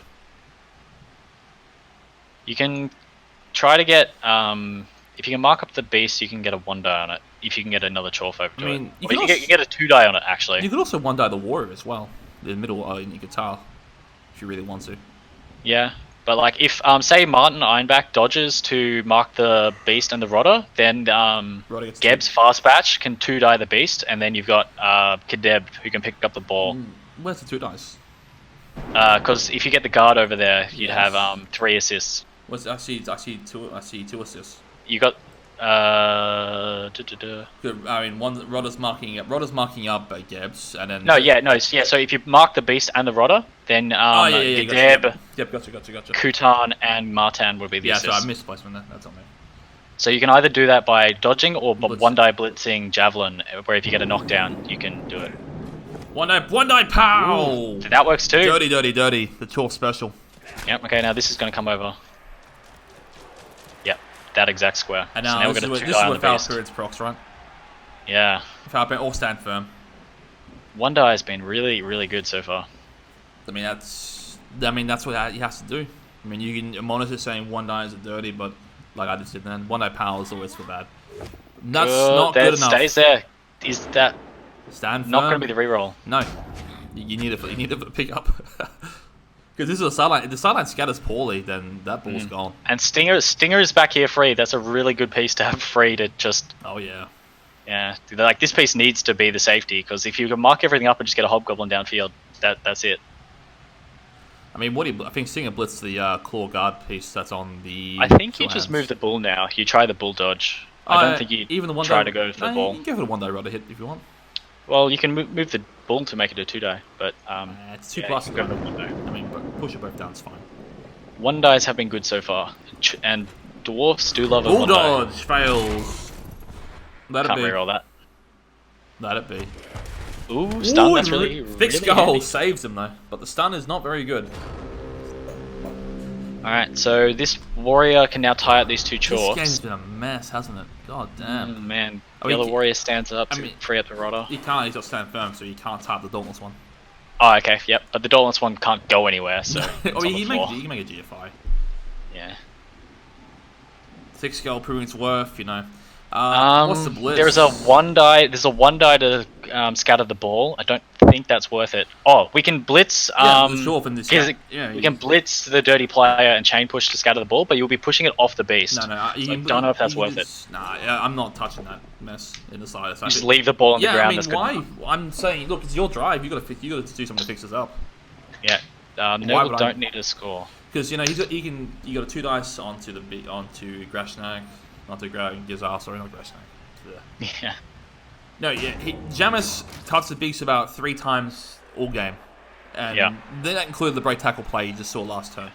He's very beast adverse in the sense that he doesn't like touching him. I think you see the blitz on the guard piece here. If he removes him, it makes this whole mess even worse. You get a 2 dice on this guard piece too, which again you can really start tying up all this mess. Exactly, you use the beast turn to push him into the beast, staying there. Then you roll a 2 dice to push it. If he breaks armor, you can push him to there, and it's the same effectively. Actually, if you blitz the guard, then you can 2 die the other hobgoblin as well. Yeah, I mean, you can always check. No, but because you want him on the dirty player, but you might not need to tie everything up. Here we go. We can shove the beast further down. Nice as well. Nah, he's fine though. We're gonna scattering the ball. We're scattering this. Oh, I don't breaks armor. Like that. Okay, but down goes a Chorf. Just stun, but that's handy. I don't like the scatter. But where's it gonna go? Okay. I mean, it's not. I think we were better having the ball there. Everything the beast. Yeah. Okay, so now we're racing across to get our pesticles there. I mean, jokes on him. The ball's stunned, so there's no 6s coming this turn. Oh god, this is so scary. Yeah. We have a 2 dice with the rodder on. Yeah, 2 dice with the rodder, and then actually, you know what? I'm using Stinger to mark up the. Actually, no, you need him 3. Forget that. Yeah, fuck that. Okay, no, we're marking him. Don't like that. No, because it already was a 2 dice. Why do you need him there? You didn't need that. It was already a 2 dice. Yeah. That's fine. You freeze up the warrior, or keeps him on the warrior. Nah, I think you keep the rodder free. The thing is, we can 2 die the hobgoblin, or we can run across. I think we run across. Run across on 2+, because he's on the. I'm leaving him on the beast because that's stuck. Do we commit the reroll to the dodge? We don't need to. No, I mean I probably wouldn't. Don't think I'd. He's going for the ball. I don't think I would, because we're just gonna get claw bombed. No, you punt it. 3+. Punt it? Yep. Yeah. Because all the edge 3 pieces are stuck here on the beast or out the way, and he has 6 turns though. Like this time. You're wasting more time. Knocks down the Chorf. Nice knockdown. Makes the beast even in a better spot because it's just. Yeah, with the stun there as well. Yeah. All right, but this ball carrier is going to get claw bombed here. Man, I would have loved to see the punt.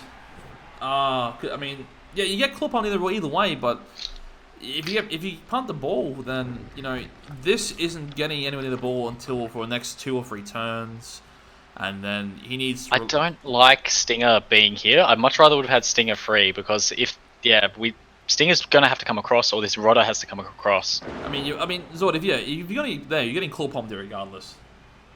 Yeah. Even if you punt it and you dribble it like just to here, it's still all the way wrong side of the Agi 3. The bull's stunned this turn. He's not doing dick. The strength 5 is in range. Bull's stunned this turn. The bull will be totally relevant next turn and have plenty of time to pick up the ball and get downfield. Half move it though. Hurts. And you know, only for a turn. We got 6 turns. There's plenty of time. Yeah. Or 5 more turns. So if you punt the ball down here, he picks the ball up. He's now here on his turn 20. 5 turns to bring out all the way ball by push itself. This inbounds. No good. Push. Pro. That's what pro. I thought we might have used that team reroll there. No, pro's good.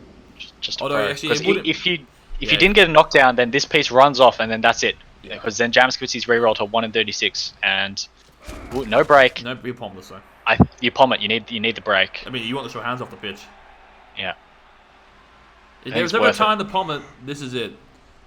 Because the bull the bull will be able to chase down that piece next turn. Yeah. Here's the pomp, and it gets the break, and it's a stun. And the scatter is a little kind, gets away from the Nurgle mess. Can get to it next turn. But soaking the hobgoblin and the bull next turn though, which is why I think I might have liked to just keep the ball over on the other side with the beast. It's fine. Yeah. So yeah. Oh, tentacles. Does not work. The other tentacles roll. You might, at this point, you got no reason not to. You're going to try it. Like, you're going to run it. You need a scoring threat, right? I mean, you need to get out of this mess. This Tentacles has been a nuisance the last 3 or 4 turns. And next turn is just going to be... Say 3 or 4 turns. We're only 3 turns into overtime. Yeah, but it feels like it's been so long. It will perfect defense, man. It's just been a real drag, you know. It's just... Tentacles... Not Tentacles and dodge. Well, he marked the rodder. Marks the rodder. Okay. Well, next turn, I think Stinger's going to blitz himself through. That's spot on. I'll say you blitz him onto the... Warrior hit first, and you blitz him onto the warrior. Yeah. And then the only downside is that if you don't get a break, doesn't matter. Actually, if you don't get a knockdown, then the dirty player can be freed up. No, because then you where's the dirty player? Nah, it's fine. Like if you're pushing it onto it. No, because there we go. Got a knockdown. Did not get a break though. That's fine. So you're taking your hits. Nice knockdown there. He can't mark the bomber. If you make your rodder dodge, if that was a push, we could have just moved onto the ball. No, but because you stand firm. Yeah, no, he would have not stood firm because he would get pushed onto the ball. Ooh, that's spicy. But I mean, I don't think Jammers is nothing he can reach. That realistically reach. I mean, he's gonna what?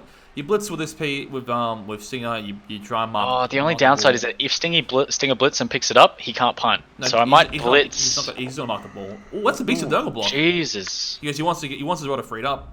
Breaks armor 2. That's knocks him out. Oh, that is freed up. Okay, cool.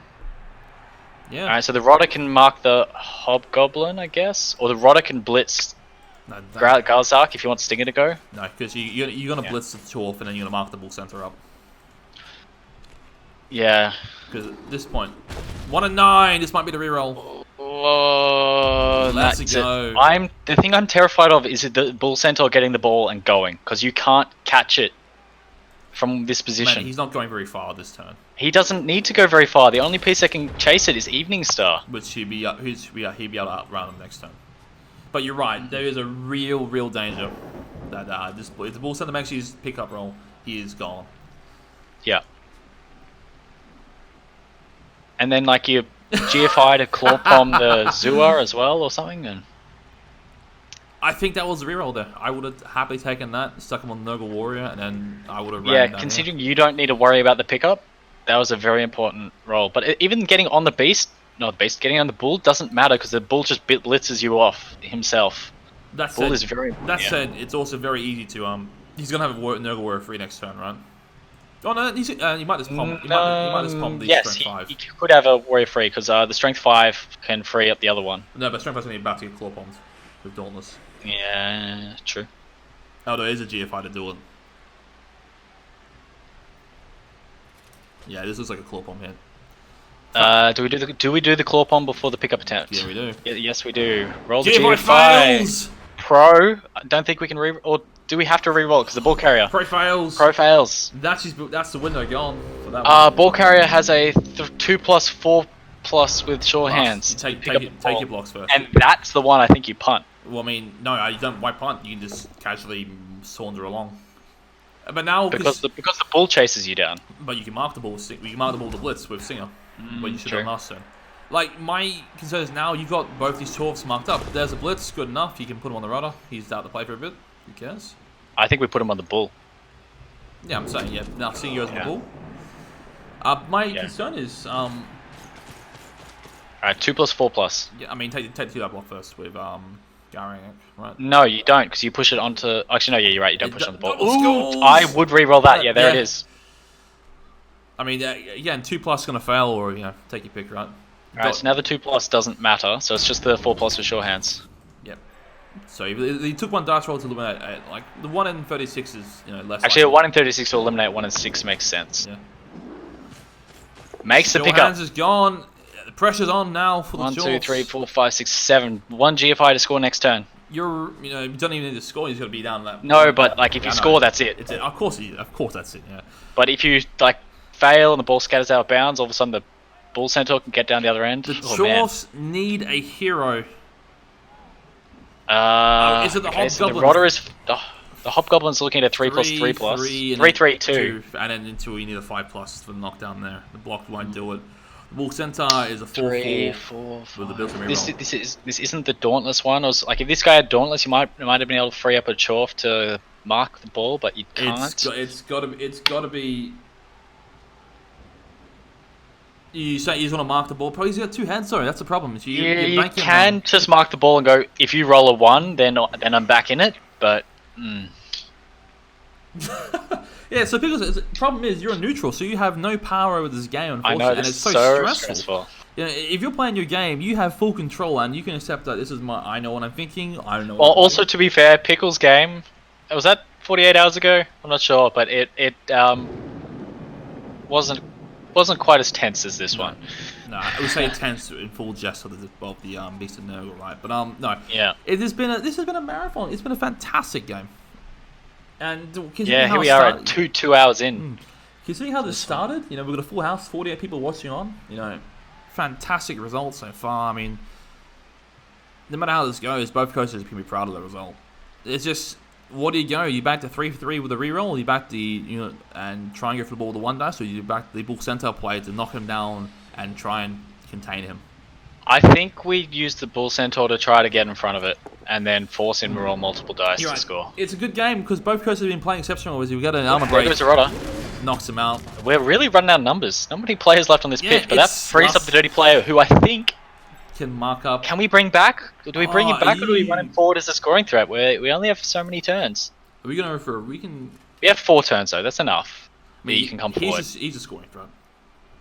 Like he can come down, which gets you the Hobgoblin block, and if the Hobgoblin block works, the Bull has a 4+ and a bunch of GFIs to die the ball. Yeah, just a 4+. And Jamis has no rerolls. He burned on the double skulls last turn. No, Jamis has no rerolls, but Rage Poo has 1. So 3/3/2 into a 5 or more. 1, 2, 3, 4, 5, 6, 7. Because he needs that scoring threat. He needs 4 turns to pick this ball up. Actually, no, the bull can't reach. The bull has to do 2 4+, even if this Rodder goes down. So it is a 4+, 4+. 5, 6, 7, saving 8, grace 9, is, Jamis needs dice to score. That's a saving grace. It's currently a 2+, but it's a 2+ out of reroll. I still think that the Hobgoblin play is on, but the safer play, the more conservative play is the Bull Centaur Blitz. But if that fails, that's the hard part, isn't it? God, Jamis doesn't need to score. If he just runs and goes like 1 square out of the end zone, or two squares out of the end zone so it can't scatter out of bounds, it just goes, alright. You don't give him a He's going to conservative play. He's got a mark in front of it. Knocks down Stinger. If this doesn't break armor, then Stinger's just going to be the piece blitzing the bull. I mean, no, because you can mark up the Hobgoblin. At least. True, actually, yes. We do have a free Hobgoblin. If doesn't break armor. So you sit him right in front with 3 GFIs. Your Hobgoblin dodges out. One at a time, because he's fearing. 2. Oh, Shelfree goes. 3. Oh. So now he's forcing. You have to mark Stinger. 1, 2, 3, 4, 5, 6. It's a GFI to mark Stinger. Right, so if he wants to score this turn for Jamis, he's given 2 extra 2+s to worry about. So 3 2+s no, so to score. 3 2 2 to score. It was 1 step originally. backwards is enough. Yeah, it was 1 originally. Here comes the dirty player. No, dirty player GFI marks him up nicely. Do you make the dodge? I think you make the dodge with the Hobgoblin. Oh, freeing the Rodder up though could really help. Yeah, problem is the failure state sucks because if the Rodder's free, all of a sudden like the ball carrier can blitz through or something. Yeah. And then if it's a knockdown, this game is effectively done. I don't think you can blitz it.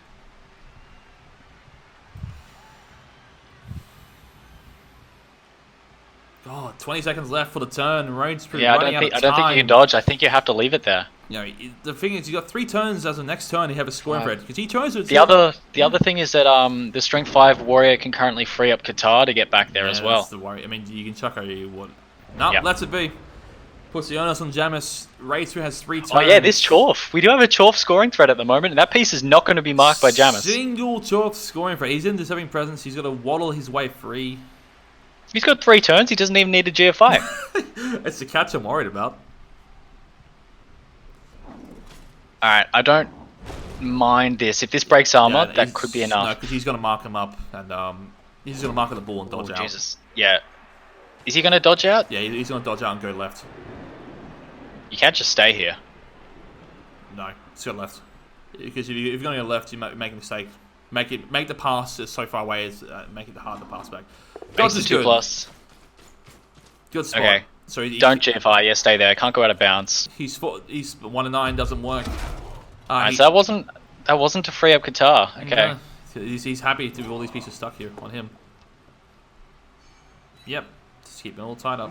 Doesn't one of these Chorfs can be freed up, but the only play is a 4+ bull dodge, which you have to do, right? So this turn, Chorf to scoring range, check. Yeah, run the Chorf down. Actually, first action, Chorf scoring threat. Dirty please. player down to mid pitch there to stop any potential stalling. Check.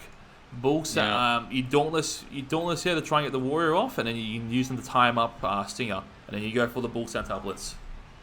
I think you do the bull centaur blitz before the dauntless. No, because the dauntless means you have to fail. The bull centaur blitz isn't the game over if you fail to dodge, because it's a 3+ dauntless blitz for 1 die where it pushes better, and it's a little better. You use a pro guy because he's got pro built in, and then if that works, you can mark up Stinger so he can't get involved in case the dodge fails, and you can't double screen off, or even worse yet. That works too, but I mean that's probably my recovery piece.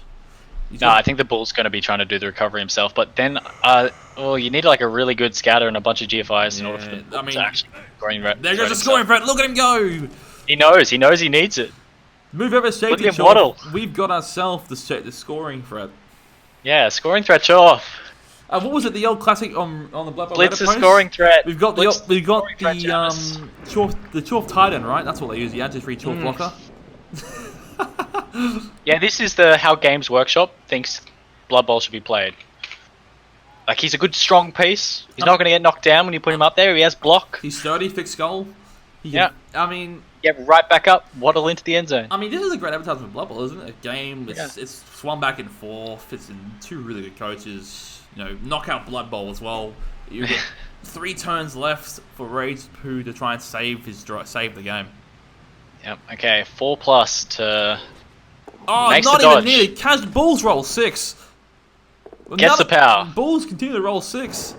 Yeah, I'm knocking him backwards. Doesn't break armor though, and the scatter is rather kind. You just go for pickup right and go.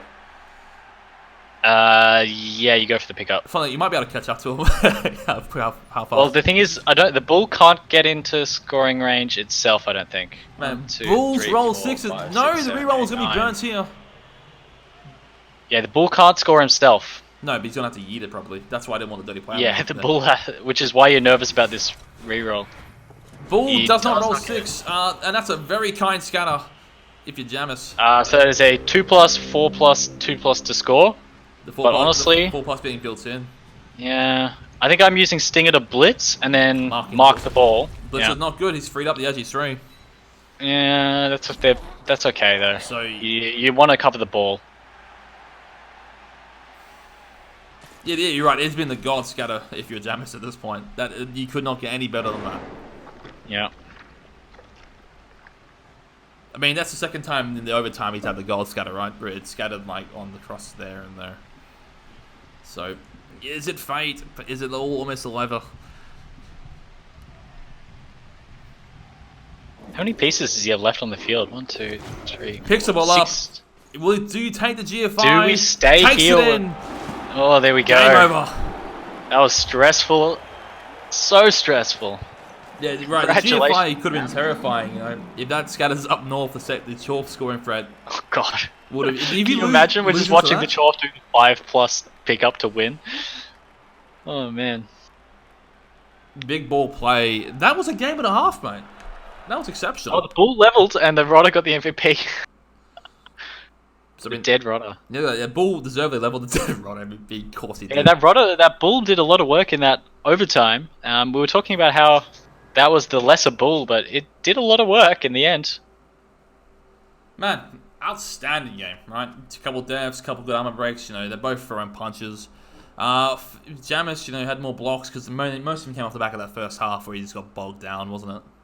Mm. And then, but again, look, 5 carries, 4 injuries, 2 kills, basically a very even amount of damage. He's actually from less blocks from the Chorfs though for getting comparable amount of damage. If you had seen that, even though they had worse block dice, it felt like. If you had seen, I mean, one had Pom, one doesn't have Pom, that kind of skew. And plus, you saw a few fouls as well that were really big. Actually, looking at the block dice, the Chorfs had pretty good. Even up in the second even half. up over the game, yeah. Rachel, mate, outstanding game, man. After the first half, we had some doubts. We thought you were in a really bad spot, but you did an outstanding job to call yourself back into that game, no pun intended. You know, Yeah, the perfect defense and the short kick and the rain in OT is just diabolical. You know, nothing to be ashamed of, mate. Congratulations, the upper actually worked. You know, lucky you. And, you know, good MVP on the ball. Look forward to seeing you next season. Really, really am. SCP-wise, good SCP for the ball. You know, good all-round. Barak, the killer, getting in there. Good haul for the So Rage Poo got a level up. Did Jamis level anything? I don't think he did. I don't think he would have, yeah. As you see, the blocking dice, pick-up rolls. God, that rain is a killer, isn't it? 22% pick-up roll. That ain't fun. Dauntless works a treat. KOs are great. Foul appearance is okay. I mean, the one that really hurt was the snake, wasn't it? Oh, for the surf. Yeah. Dodging there, that's what you want from your bull centaurs. But it's just those pickups are awful. Pro as well. The pickup roll across both teams was 33%. Like, it's insane. Pro as well, not firing.